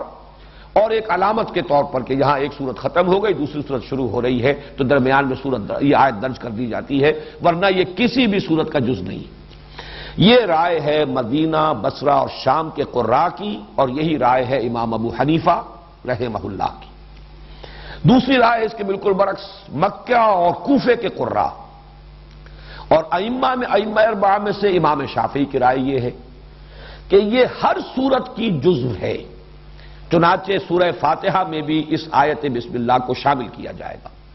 یہی وجہ ہے کہ آپ نے دیکھا ہوگا کہ ہمارے ہاں جو مسلک سلفی مسلک ہے اہل حدیث حضرات، وہ جب جہری رکعت میں کوئی امام قرات کرتا ہے تو آیت بسم اللہ کو بھی وہ بلند آواز سے پڑھتا ہے۔ عام طور پر حنفی جو ہے اس کو پڑھتے ہیں شروع کی پہلی رکعت میں، لیکن یہ کہ وہ اخفا کے ساتھ پڑھتے ہیں، لیکن یہ کہ ان حضرات نے چونکہ وہ اسے سمجھتے ہیں کہ یہ اس سورہ مبارکہ کا جزو لازم ہے، لہذا وہ جب جہری قرات شروع کریں گے تو بسم اللہ الرحمن الرحیم الحمدللہ رب العالمین الرحمن الرحیم، یہ صرف اختلاف جو ہے میں اس لیے بیان کر رہا ہوں کہ اس کی جو اصل بنیاد ہے آپ پر واضح ہو جائے، ورنہ ان چیزوں کی قطعاً کوئی اہمیت نہیں، لیکن یہ کہ علمی طور پر یہ مسئلہ جان لیجئے، میری رائے اس میں امام ابو حنیفہ کی رائے کے ساتھ ہے، یہ سورہ فاتحہ کا جز نہیں ہے، اور مجھے اس پر جو انشراح حاصل ہوا ہے وہ اس حدیث قدسی سے حاصل ہوا ہے، قسمت الصلاۃ بینی و بین عبدی نصفین، وہاں تو بات شروع ہو رہی ہے الحمدللہ رب العالمین سے، اس میں بسم اللہ کا پہلے ذکر ہے ہی، اس اعتبار سے پورا انشراح صدر ہے مجھے کہ آیت بسم اللہ سورہ فاتحہ کا جز نہیں ہے، سورہ فاتحہ شروع ہوتی ہے الحمدللہ رب العالمین سے۔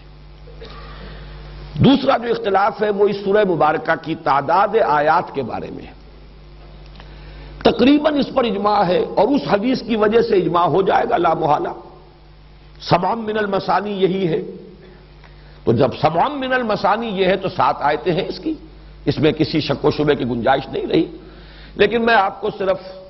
یہ چونکہ شاذ آراء بھی موجود ہیں لہذا وہ بتا رہا ہوں، بعض لوگوں کے نزدیک 6 آیات بھی ہیں، وہ آخری جو 2 آیات ہم سمجھتے ہیں عام طور پر صراط الذین انعمت علیہم غیر المغضوب علیہم ولا الضالین سے ایک ہی آیت شمار کرتے ہیں، تو گویا کہ اب وہ 7 کے بجائے 6 رہ گئی۔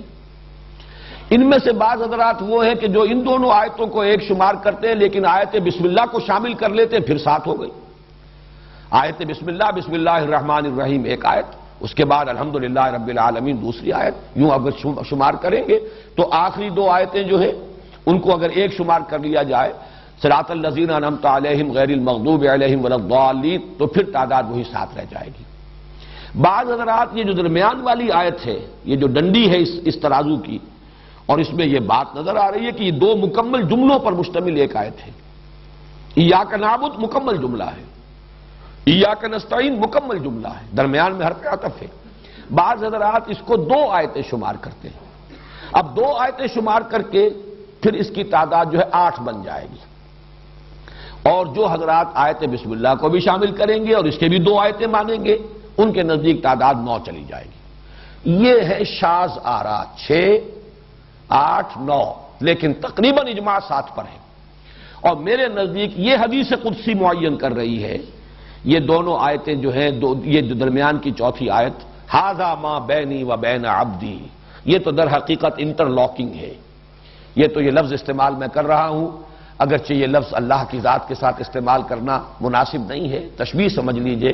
بلا تشبیہ بلا تمثیل، یہ مصافحہ ہو رہا ہے بندے کا پروردگار کے ساتھ۔ جیسے بیعت ہوتی ہے مصافحہ ہوتا ہے،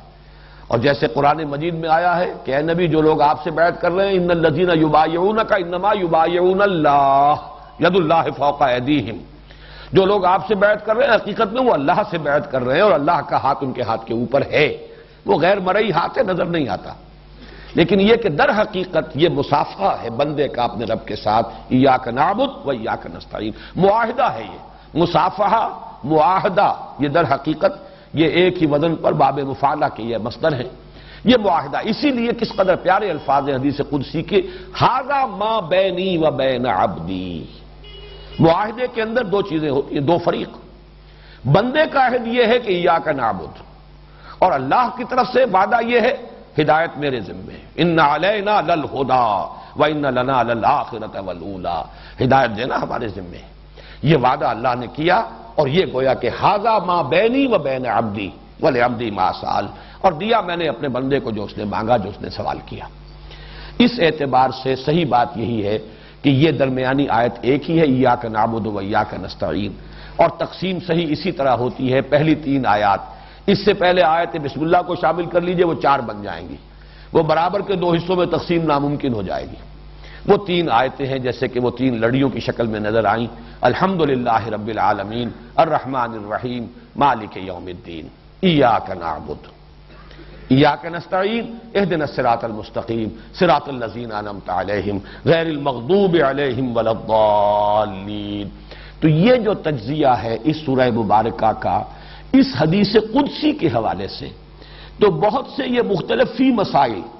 ویسے یہ کہ اس کے لیے دلائل اور استدلال ادھر سے ادھر سے کیے جائیں تو بحث الجھ جائے گی، میں سمجھتا ہوں کہ اس حدیث قدسی نے ان تمام مسائل کے حق میں، ان کے ضمن میں قول فیصل ہمیں عطا فرما دیا ہے کہ جس پر پورا انشراح جو ہے ہمیں حاصل ہو سکتا ہے۔ ایک بات اور نوٹ کر لیجئے، میرا تو ارادہ تھا اصل مضمون آج مزید جو ہے شروع کرنے کا، کہ اس کا اصل مضمون ہے کیا۔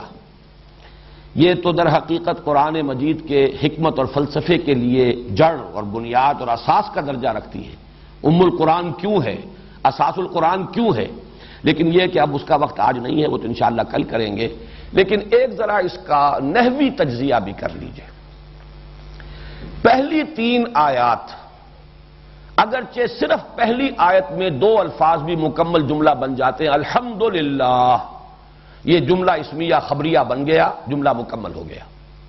لیکن اس کے بعد پوری 3 آیتیں آپ پڑھ جائیے، یہ اسی کے ساتھ شامل ہوتی چلی جائیں گی، علیحدہ جملہ کوئی نہیں آیا، یہ کہا جا سکتا ہے کہ یہ تینوں آیتیں ایک ہی مکمل جملہ بنتی ہیں۔ الحمدللہ رب العالمین الرحمن الرحیم مالک یوم الدین، کل حمد اللہ کے لیے جو تمام جہانوں کا رب ہے، جو رحمان ہے، جو رحیم ہے، جو جزا و سزا کے دن کا مالک ہے۔ یہ تمام جو آ رہا ہے رب العالمین، یہ بھی اللہ کا بدل ہے یا اللہ کی صفت ہے۔ الرحمن اللہ کی صفت دوم، الرحیم اللہ کی صفت سوم، مالک یوم الدین اللہ کی صفت چہارم، یہ تمام صفات ہیں۔ اصل میں در حقیقت ایک ہی جملہ بنے گا، الحمدللہ رب العالمین الرحمن الرحیم مالک یوم الدین۔ اسی طرح پڑھ رہا جو دوسرا ہے ترازو کا، اس کو لیجئے، اہدنا الصراط المستقیم مکمل جملہ ہے،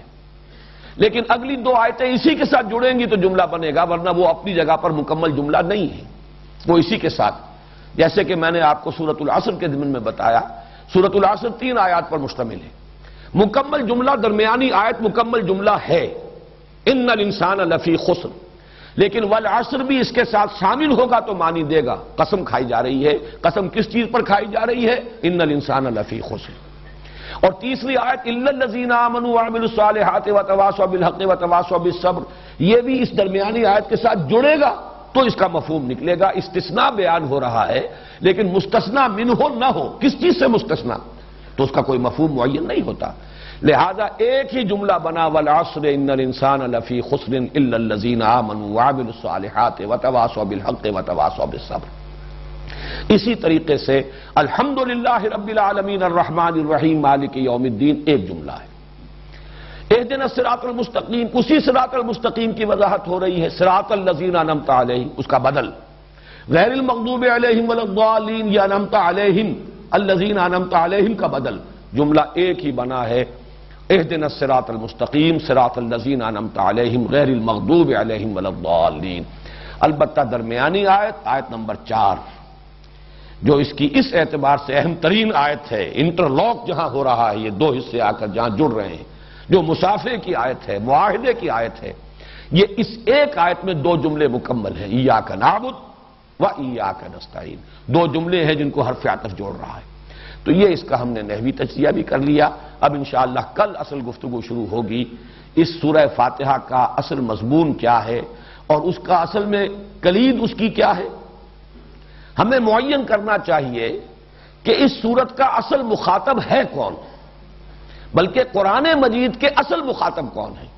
یہ ایک نئے عنوان سے اور نئے انداز میں انشاءاللہ کل گفتگو ہوگی، اور یہ حکمت قرآنی کے لیے ایک بہت بڑی کلید ہے. اس کو اس انداز میں میں نے آج سے پہلے کبھی بیان نہیں کیا. اس کی طرف ذہن انہی دنوں میں جبکہ میں غور کر رہا تھا، یہ دور ثانی جو شروع کر رہے ہیں،